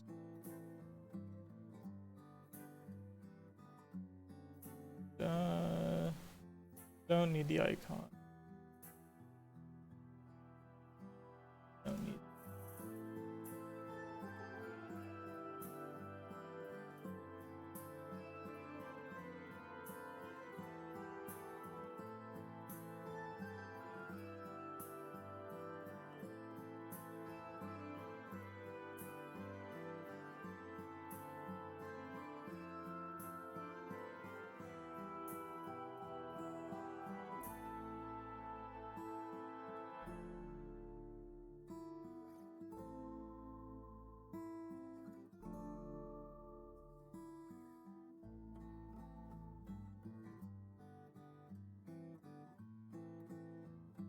Right.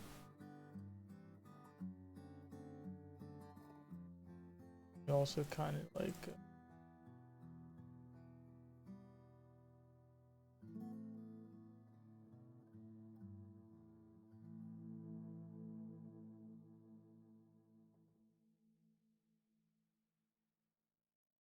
And what you also do. Yeah, actually, you don't need this split.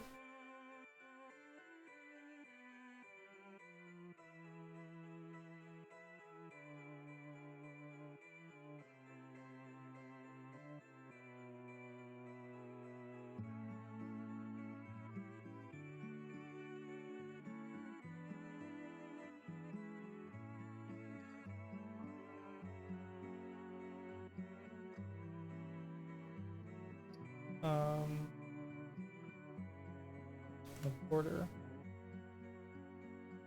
Just.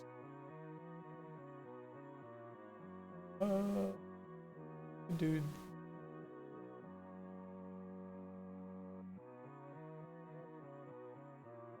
That.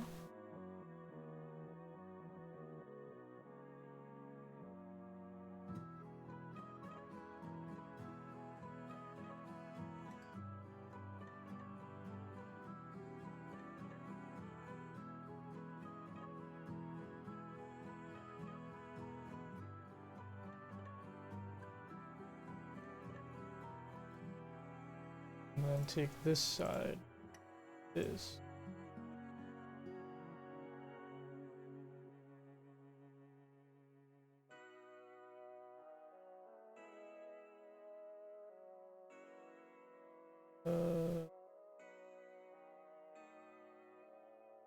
Okay. Take this.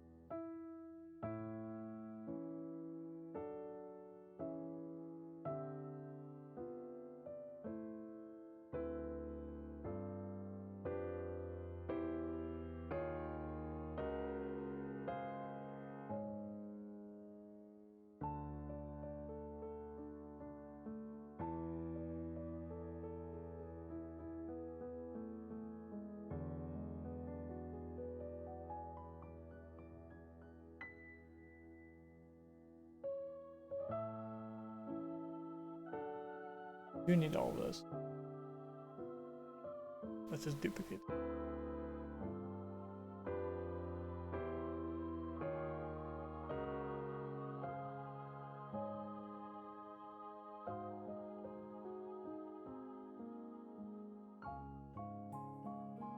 I'm still alive, right? It didn't crash? Yeah, I'm still alive. Effect? What happened to my hair?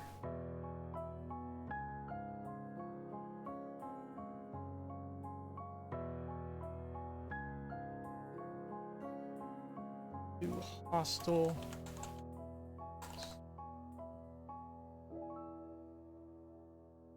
Move the icon over. Could be an icon there, not wouldn't be. And then here would say draw one target encounter, and then what you get if you win.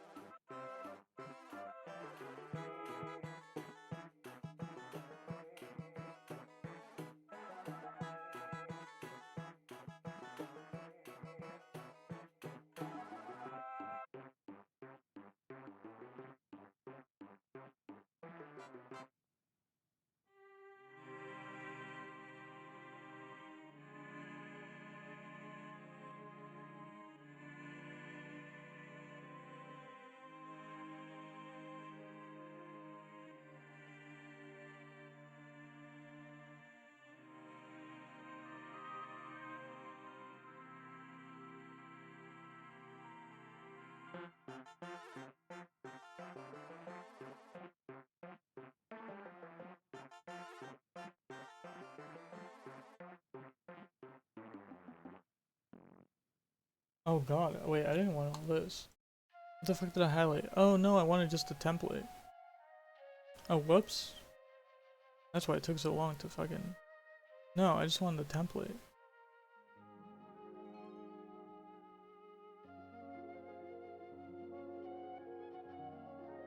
Oh god, no. I just wanted this. I'm sorry, computer. That was way too much data.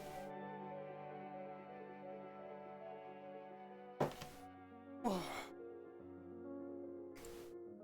I need this.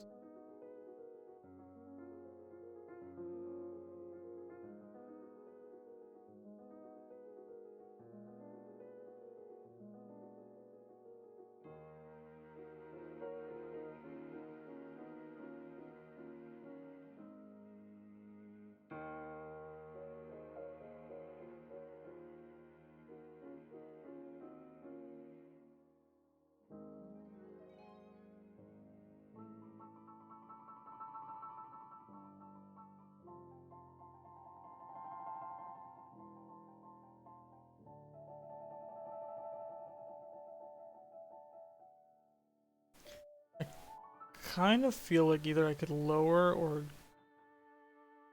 just lower or higher. I think that's something I'll do at the end. Let's just see. Okay, let's just do draw. I think I do have... what was the card I was looking? Draw that. So let's try to recreate. Let's just try to recreate the first. So this is the template.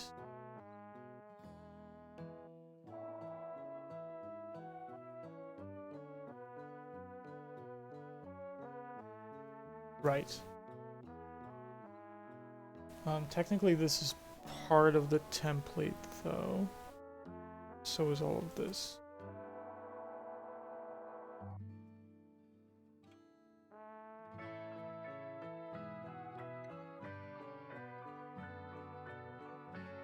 Actually, no, this is all.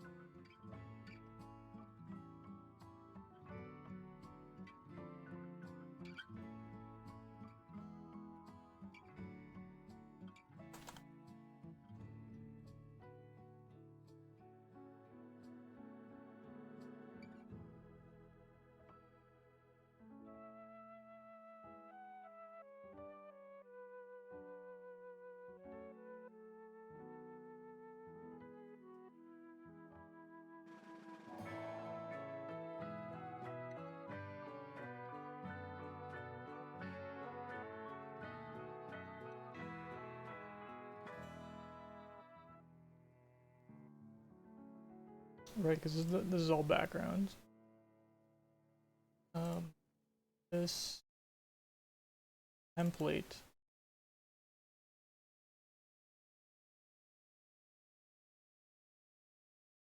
Leave it a hostile.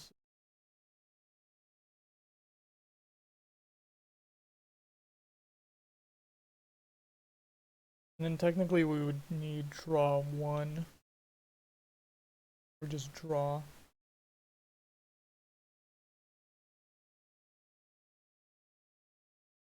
Let me find the pressed in.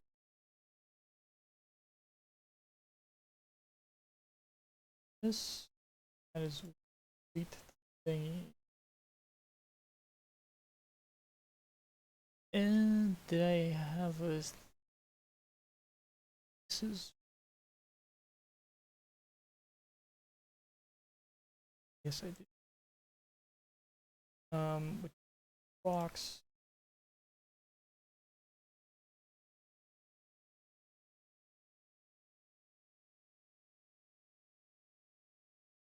Right. Ah. Okay. Box. And this is a cutout. What I could do is. I open the background.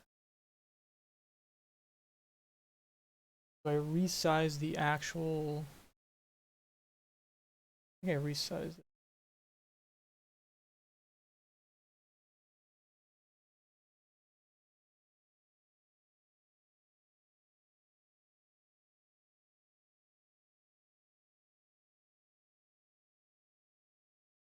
Games, bro. Give me some games.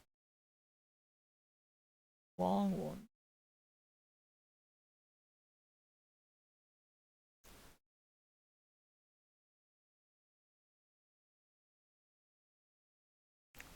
I need some long one.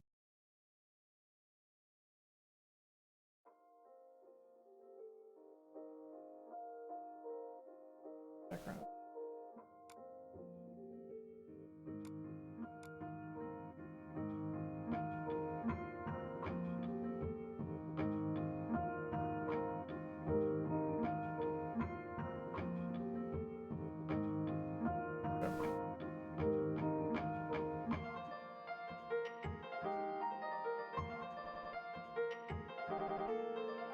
That was hard.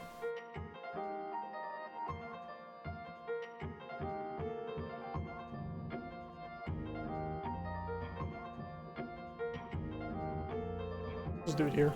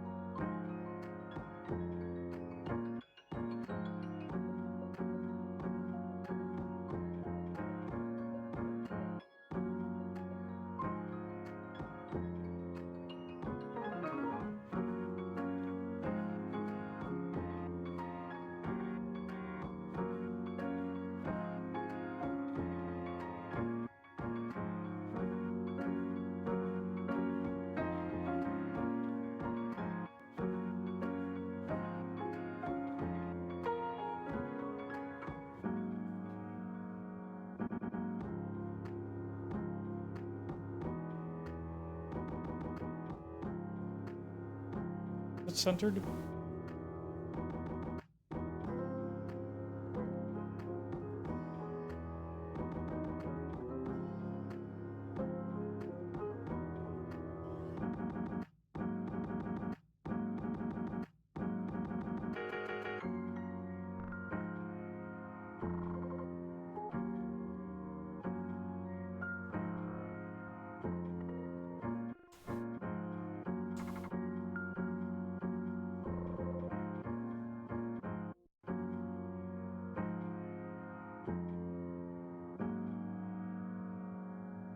Oh, that's even worse.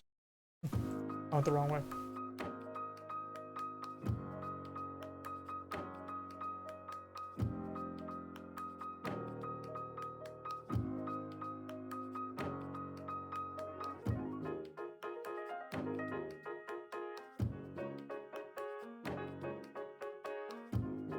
Does it seem like it's not centered? To me, that seems more centered.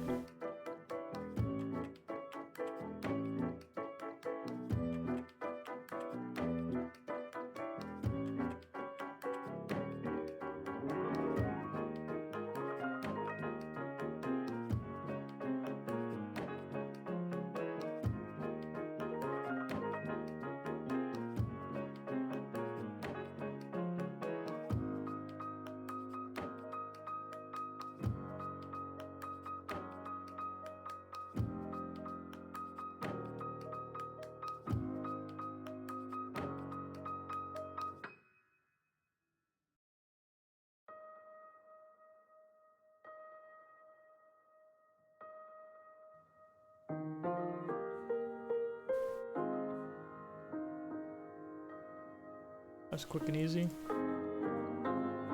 Thank you for that. Peace.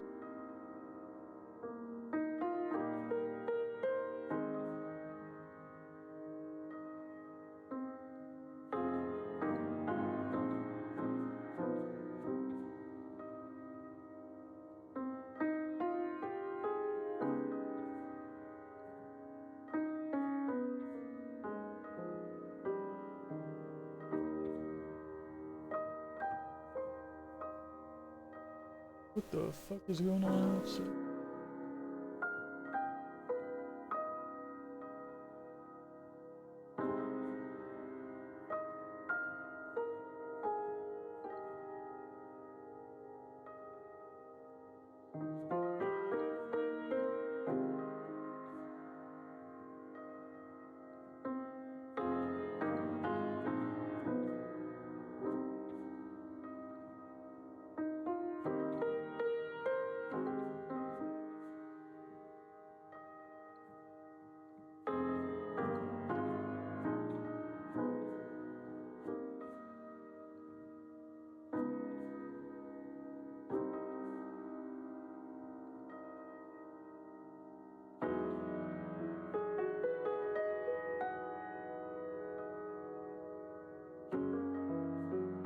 This is it's reminding me a lot of like Hyperlight Drifter actually.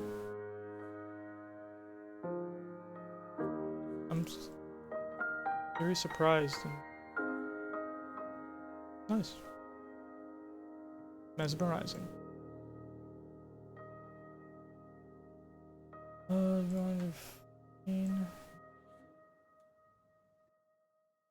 Could do draw one.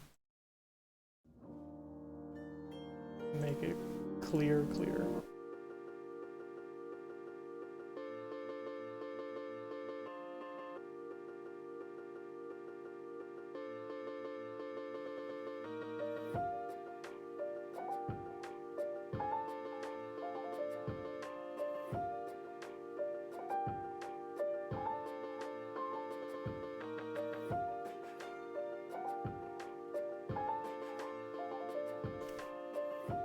That's within the template. That's within the template.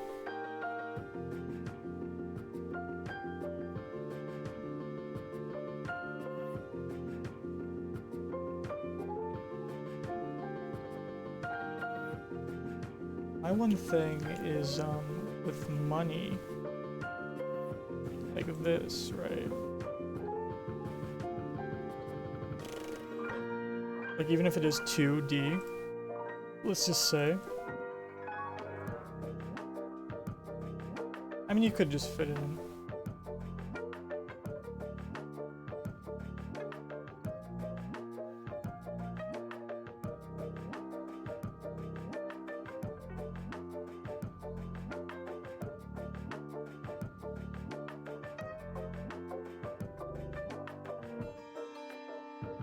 I feel like this should be smaller.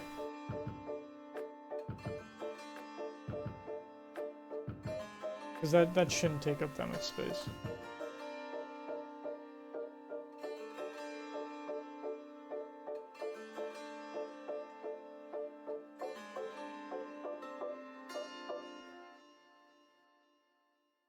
This is nice.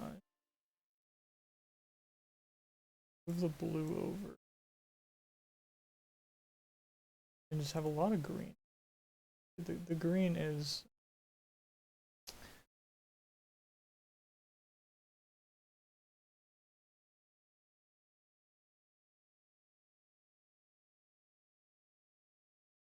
Yeah, there we go. Still a rectangle.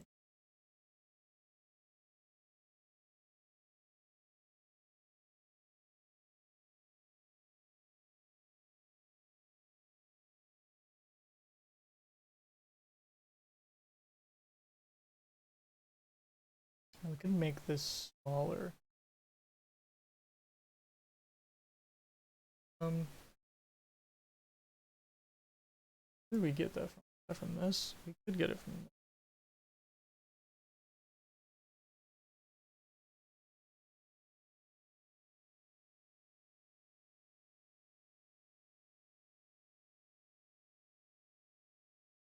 Oh, yeah, that's way better.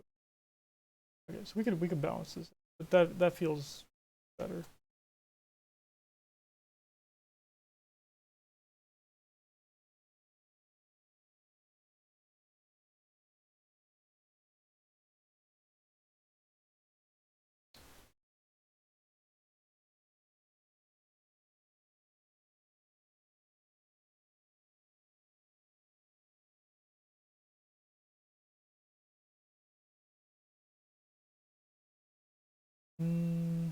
Actually, at that point,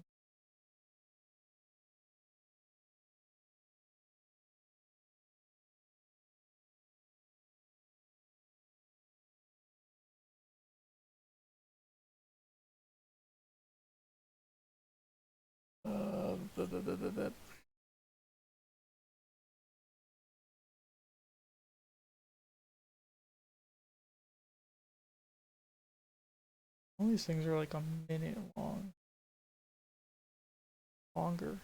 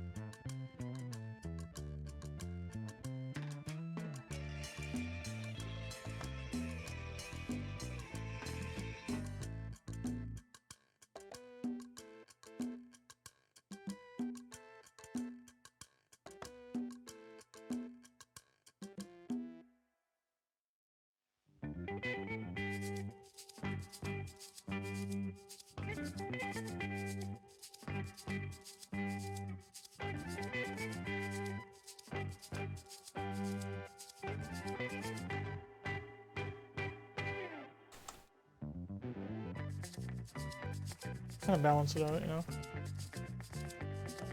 And I think this take.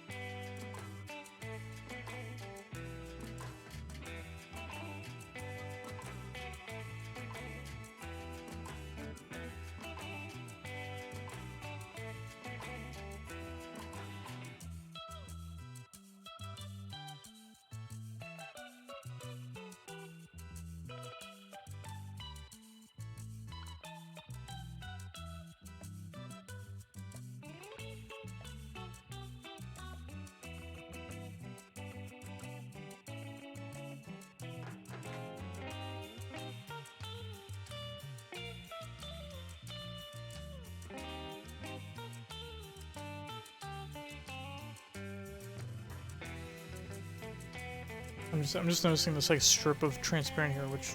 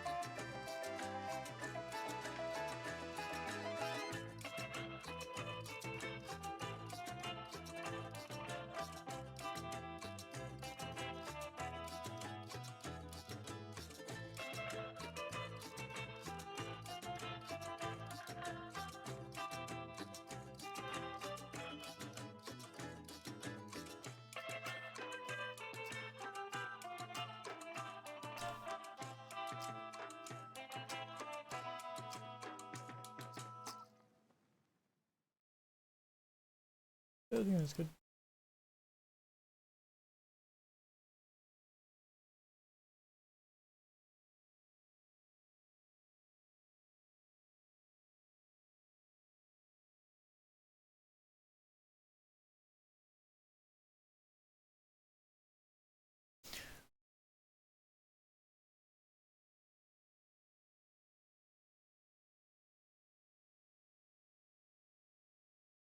That's fine. Yeah, you can feel big. Little sliver. Okay. I think that is. You're either taking. I mean, if you defeat someone, you're either taking an item or money. That's basically. Ooh, the specific. Ooh, where do I have? That's actually super.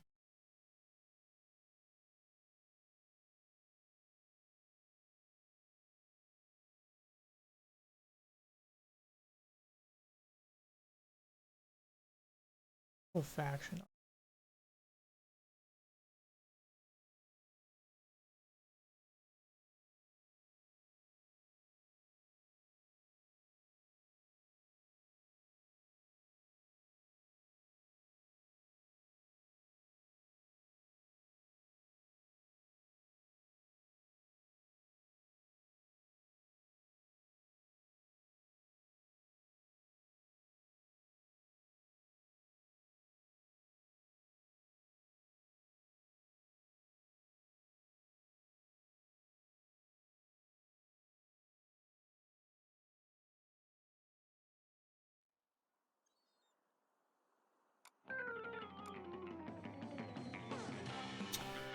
Right, the fucking fat ones. Oh shit.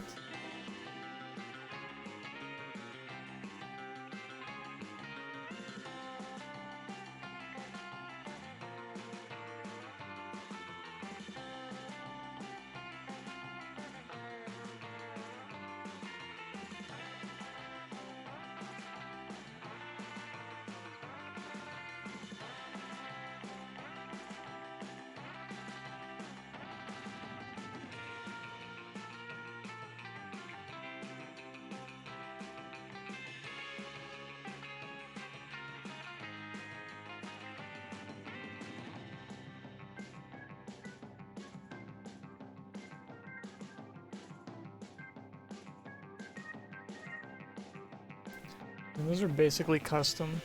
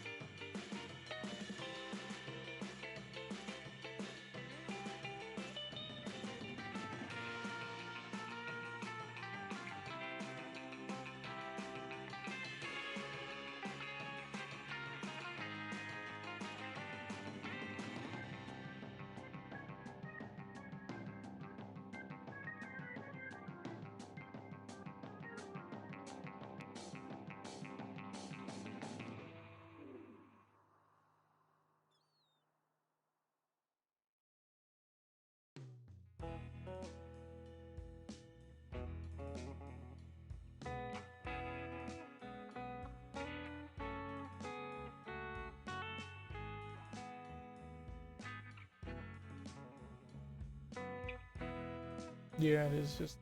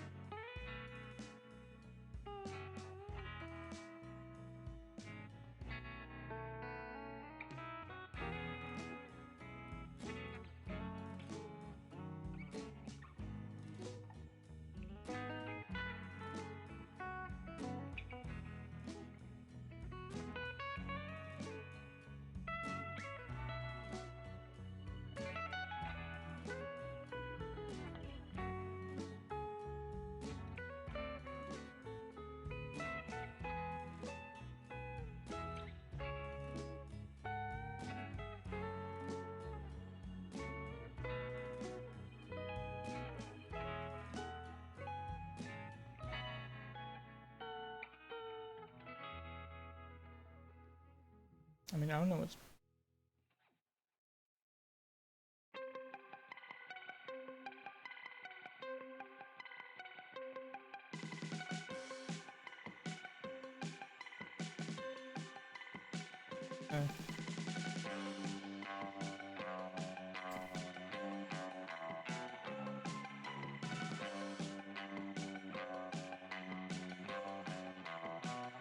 Yeah, it's better.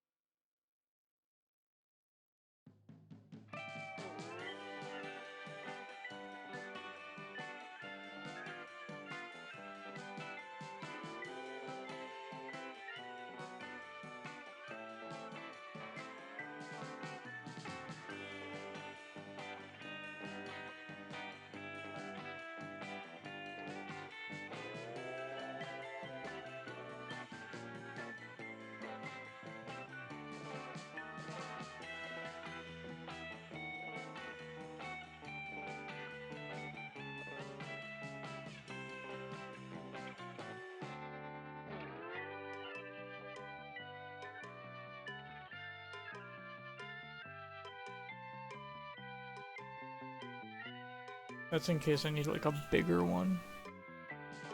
Ugh. But it's all lining up pretty well.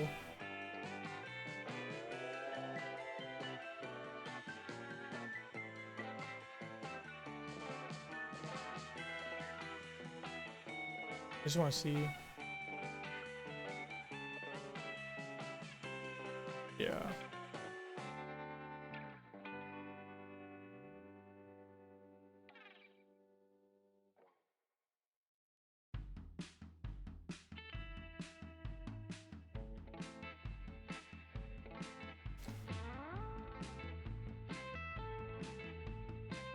Alright. So let's just pretend this is the overlay. Looks pretty good. Other than the icon.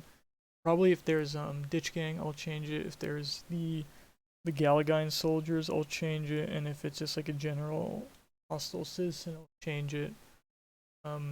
Right now I'm thinking maybe splitting this up. This is a fucking... Like, so far what I've done is...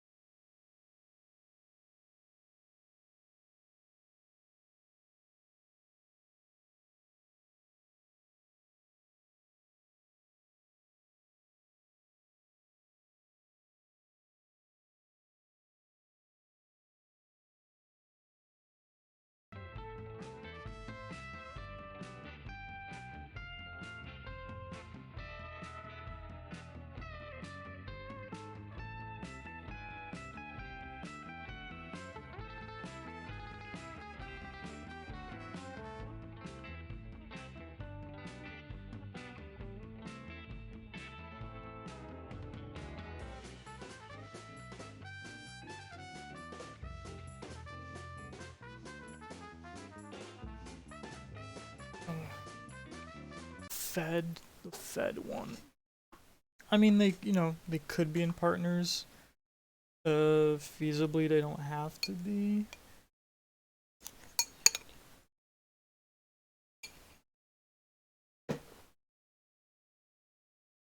They would give negative rewards. Oh, I just realized.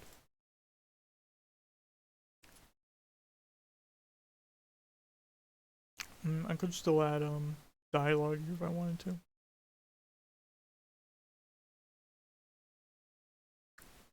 I wanted to. I don't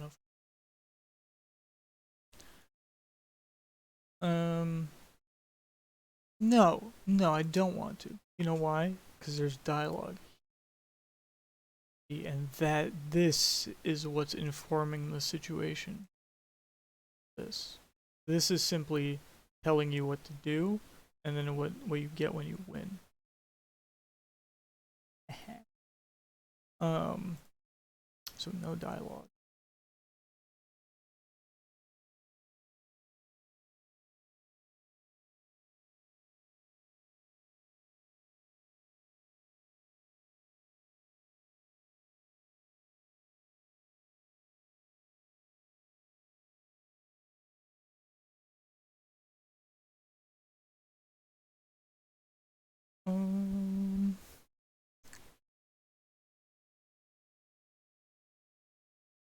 This I might move depending.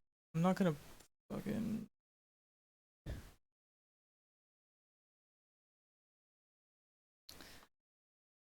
I could import it right now. I could.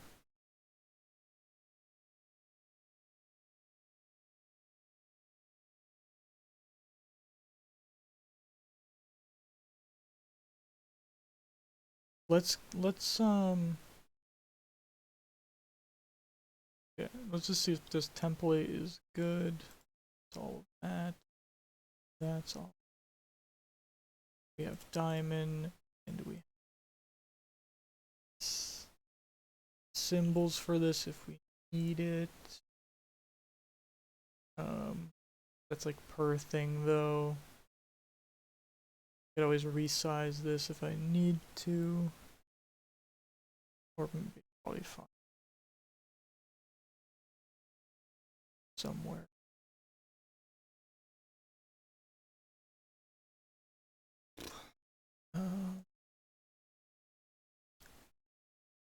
You know what? Let's just pretend this is something.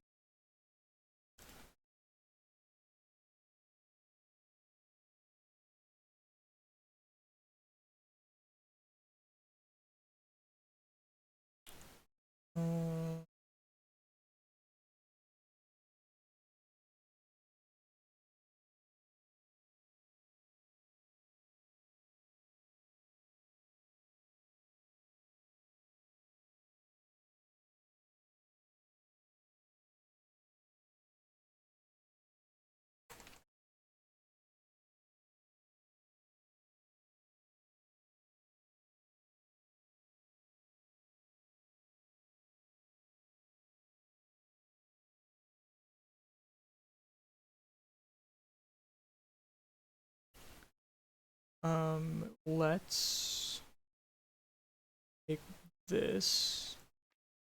See, okay, so what I think I need to do still is if I import it like this, then it's gonna be vertical. And that's actually gonna fuck up the card because then the back of the card is gonna wanna be vertical. And these are set up to be horizontal. I think I do have turn save it, then it wouldn't fuck up. Custom base, guessing it's the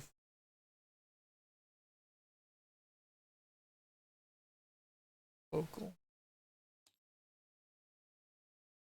Nice. Goes in here. Nice. Take it out. Flip it. What the fuck is this? The fuck is a hostile citizen? Let's move all these out of the way.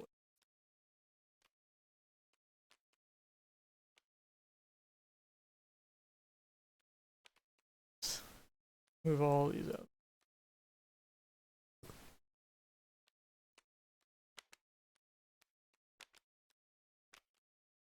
We went on a planet. This is you, right? On a planet. On a planet. Hello, all the people. What's up?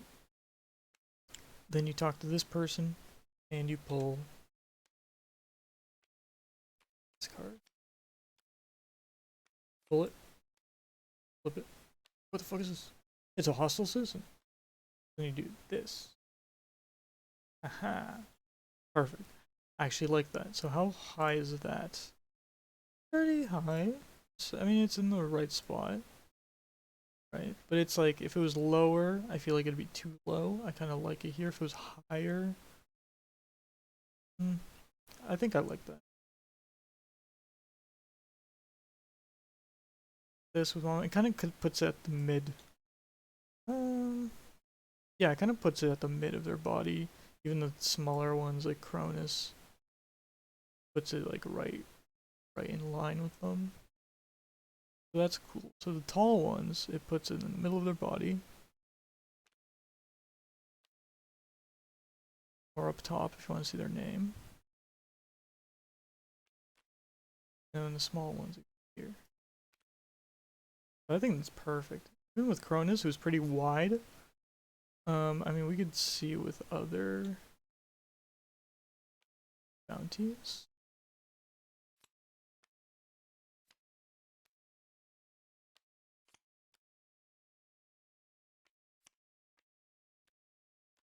Oh, these are, I mean, even with like the ones that have my art, Eggbot's pretty wide.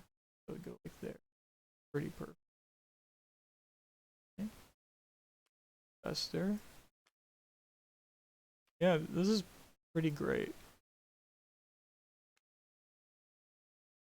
And even with Trumpet, I mean, you could put it like above.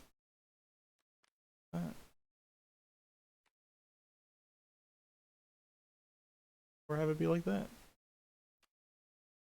Yeah, I'm pretty happy with that. And then either way, so that's how you put it. You talked Copper the Clown, got a hostile citizen, then you draw one of these. And Copper's provocative. And he says, let's say roll 4. And then he says, oop, look over there. Don't mind if I yoink. And because it is a target encounter, you are doing something.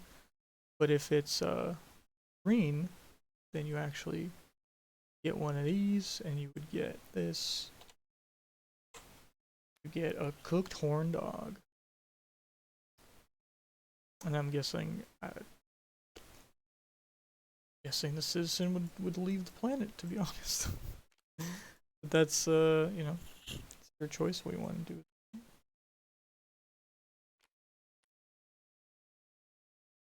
Yeah, I think that's actually great. So the only difference between this and like the Galagine soldier I would actually draw in the Galagine soldier. Right. So we would actually have a silhouette here. Would be probably similar to Mama, just like short or more soldier ant like imagining.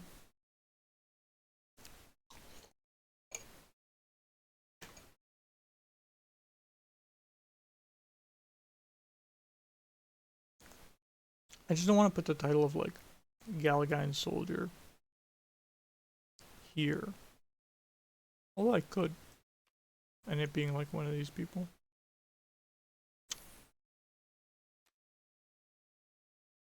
Could I have 2?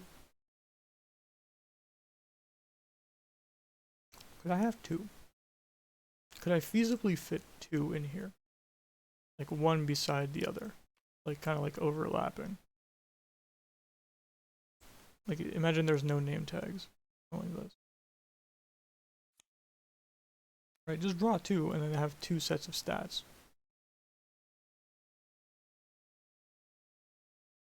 And then have this be lower and also like another. We could do that. Do another one. I mean, it would make the space even smaller. If it went like all the way up to here, then you only have this much room to play with, and then you would need another set of stats, so really you have like this much room to play with.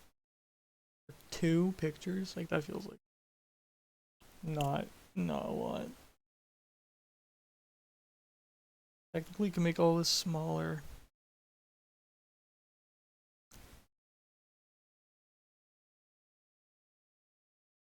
Yeah, you know what? I'm happy with how that turned out. So next time you see it, it will probably be maybe 2-3 versions of this.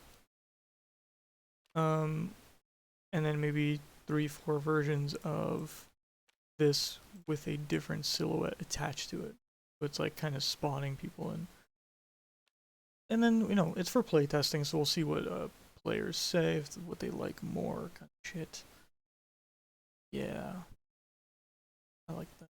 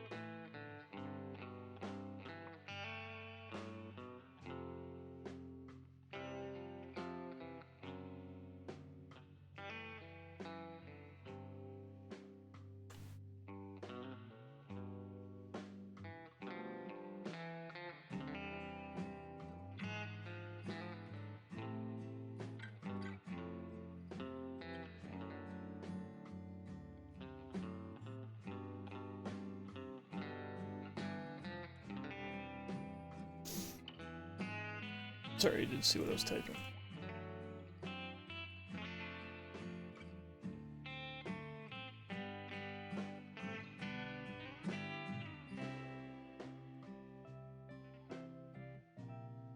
Alright, so we could do that. This we could split up into 4 instead. Adds more interesting stuff into the civilian encounters.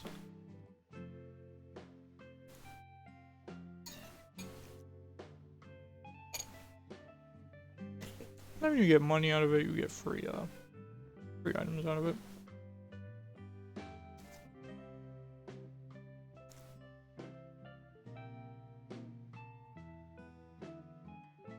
The federal agents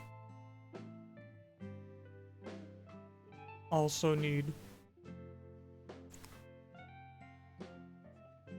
The only thing I'm thinking is like how to translate this action, because this is the same. It would be draw target encounter, but you need this like instruction like above it, right?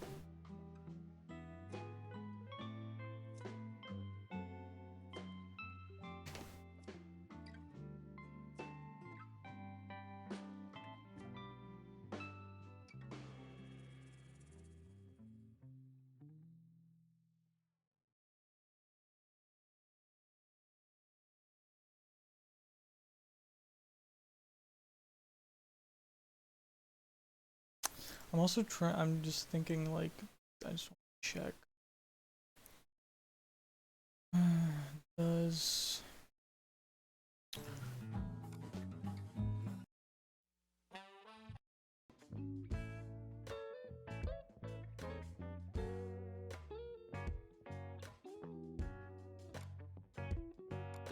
the dialogue make sense? You take me down? Ha! Come at me. So all of these are on approach, and I think I mentioned this before.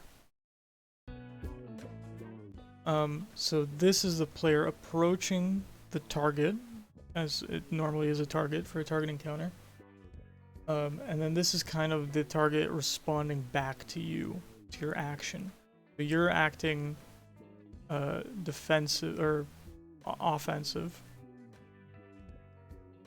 and they're acting offensive, and then that's like what sparks it, right?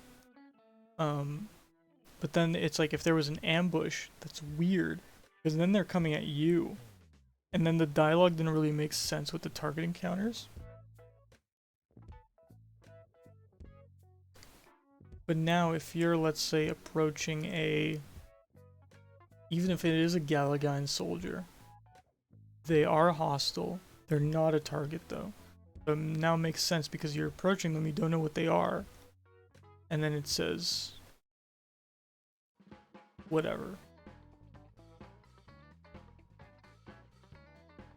So these are kind of like wanted people, but they're not on the wanted board, you could think. Like these are criminals, gangsters, but they're not like high level enough. But you could still take them down, and if you do, you get money or an item. But they're not like infamy based. So you approaching them and still getting into a hostile situation makes sense, right? The one thing that might not make sense is the fucking police. If there is this going on.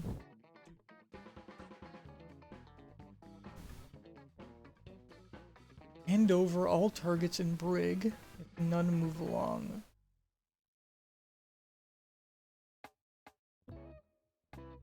Or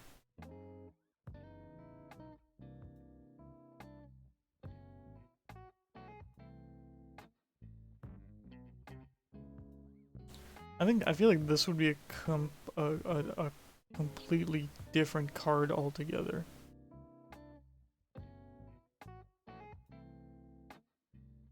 But I'm not sure at the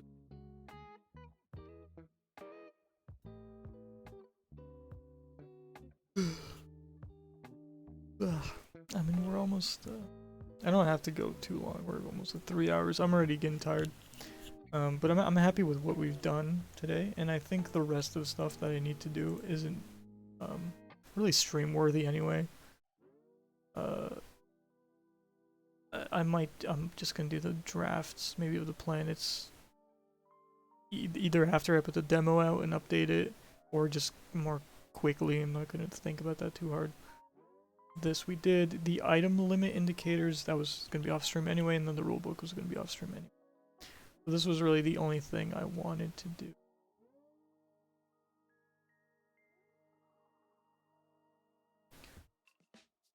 And yeah, and then the Galagine soldiers, I mean, like I said, I think they're just gonna be like, I don't know, something similar to this, only shorter, like little ant simps coming behind Mama, maybe like up to here, you know, more skeleton-like maybe in stature, maybe have their kind of ribs out, kind of thing. Skeleton ants, I like that, skeleton ants. I mean, it does look like a skull anyway. Yeah, overall, this is a great idea. I'm glad I came up with this, and I think the stats are in a perfect position. I really do. Even like lifting them up, I mean, maybe would be better. I think it's.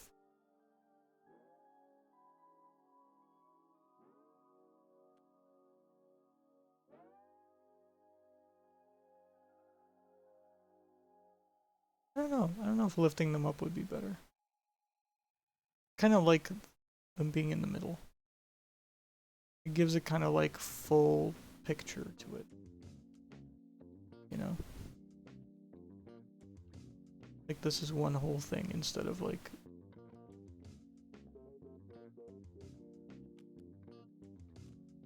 Okay.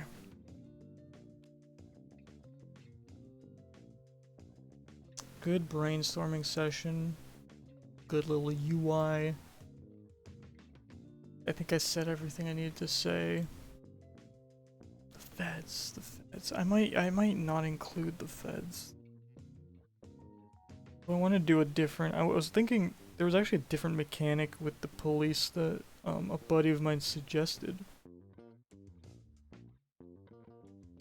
which I haven't thought about too much yet, and I don't know if I want to implement it, but it's interesting. I mean, this is basically just like a high-level target that you wouldn't have to encounter. That's really all this is.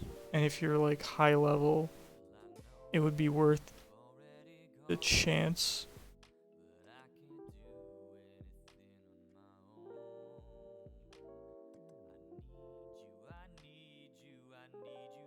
All you really need to do here is like add an extra line right here in kind of like the mission looks like this.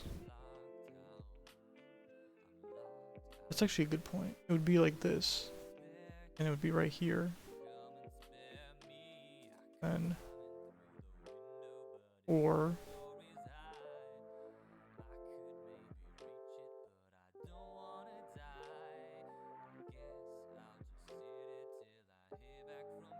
and I mean, I don't know, the silhouette would be pretty small. That's kind of funny though. Them being super powerful but tiny.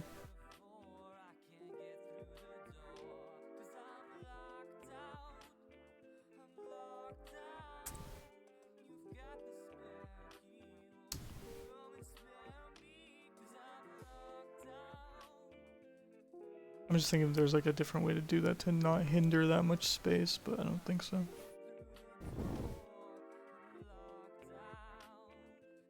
Even if you do flip it and put it all on the side, then it's still like the height of the vertical is basically the height of this. It's basically that much. So even if you added this much more, you're not saving that much space.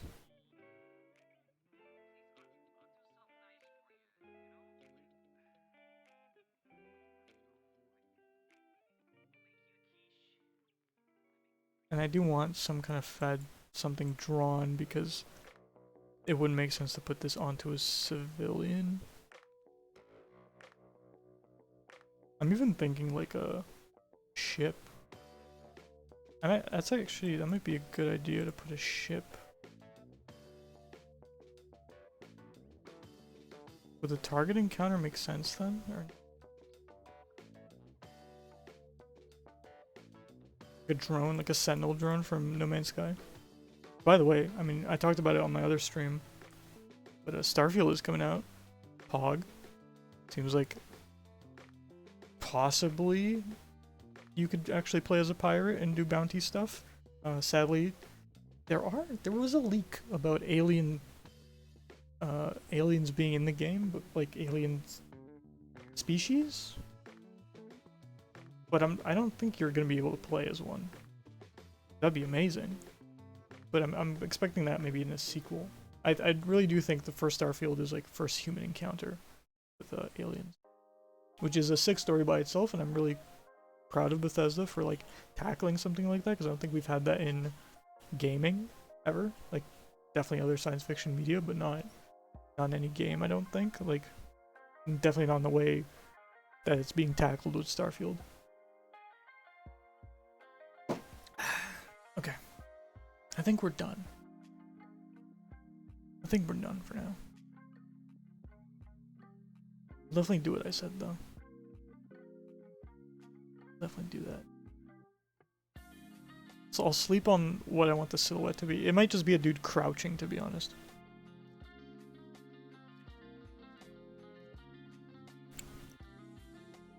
I don't know what I want from the feds. Is it like the lions? I guess it would be. But then it could also be like a different species.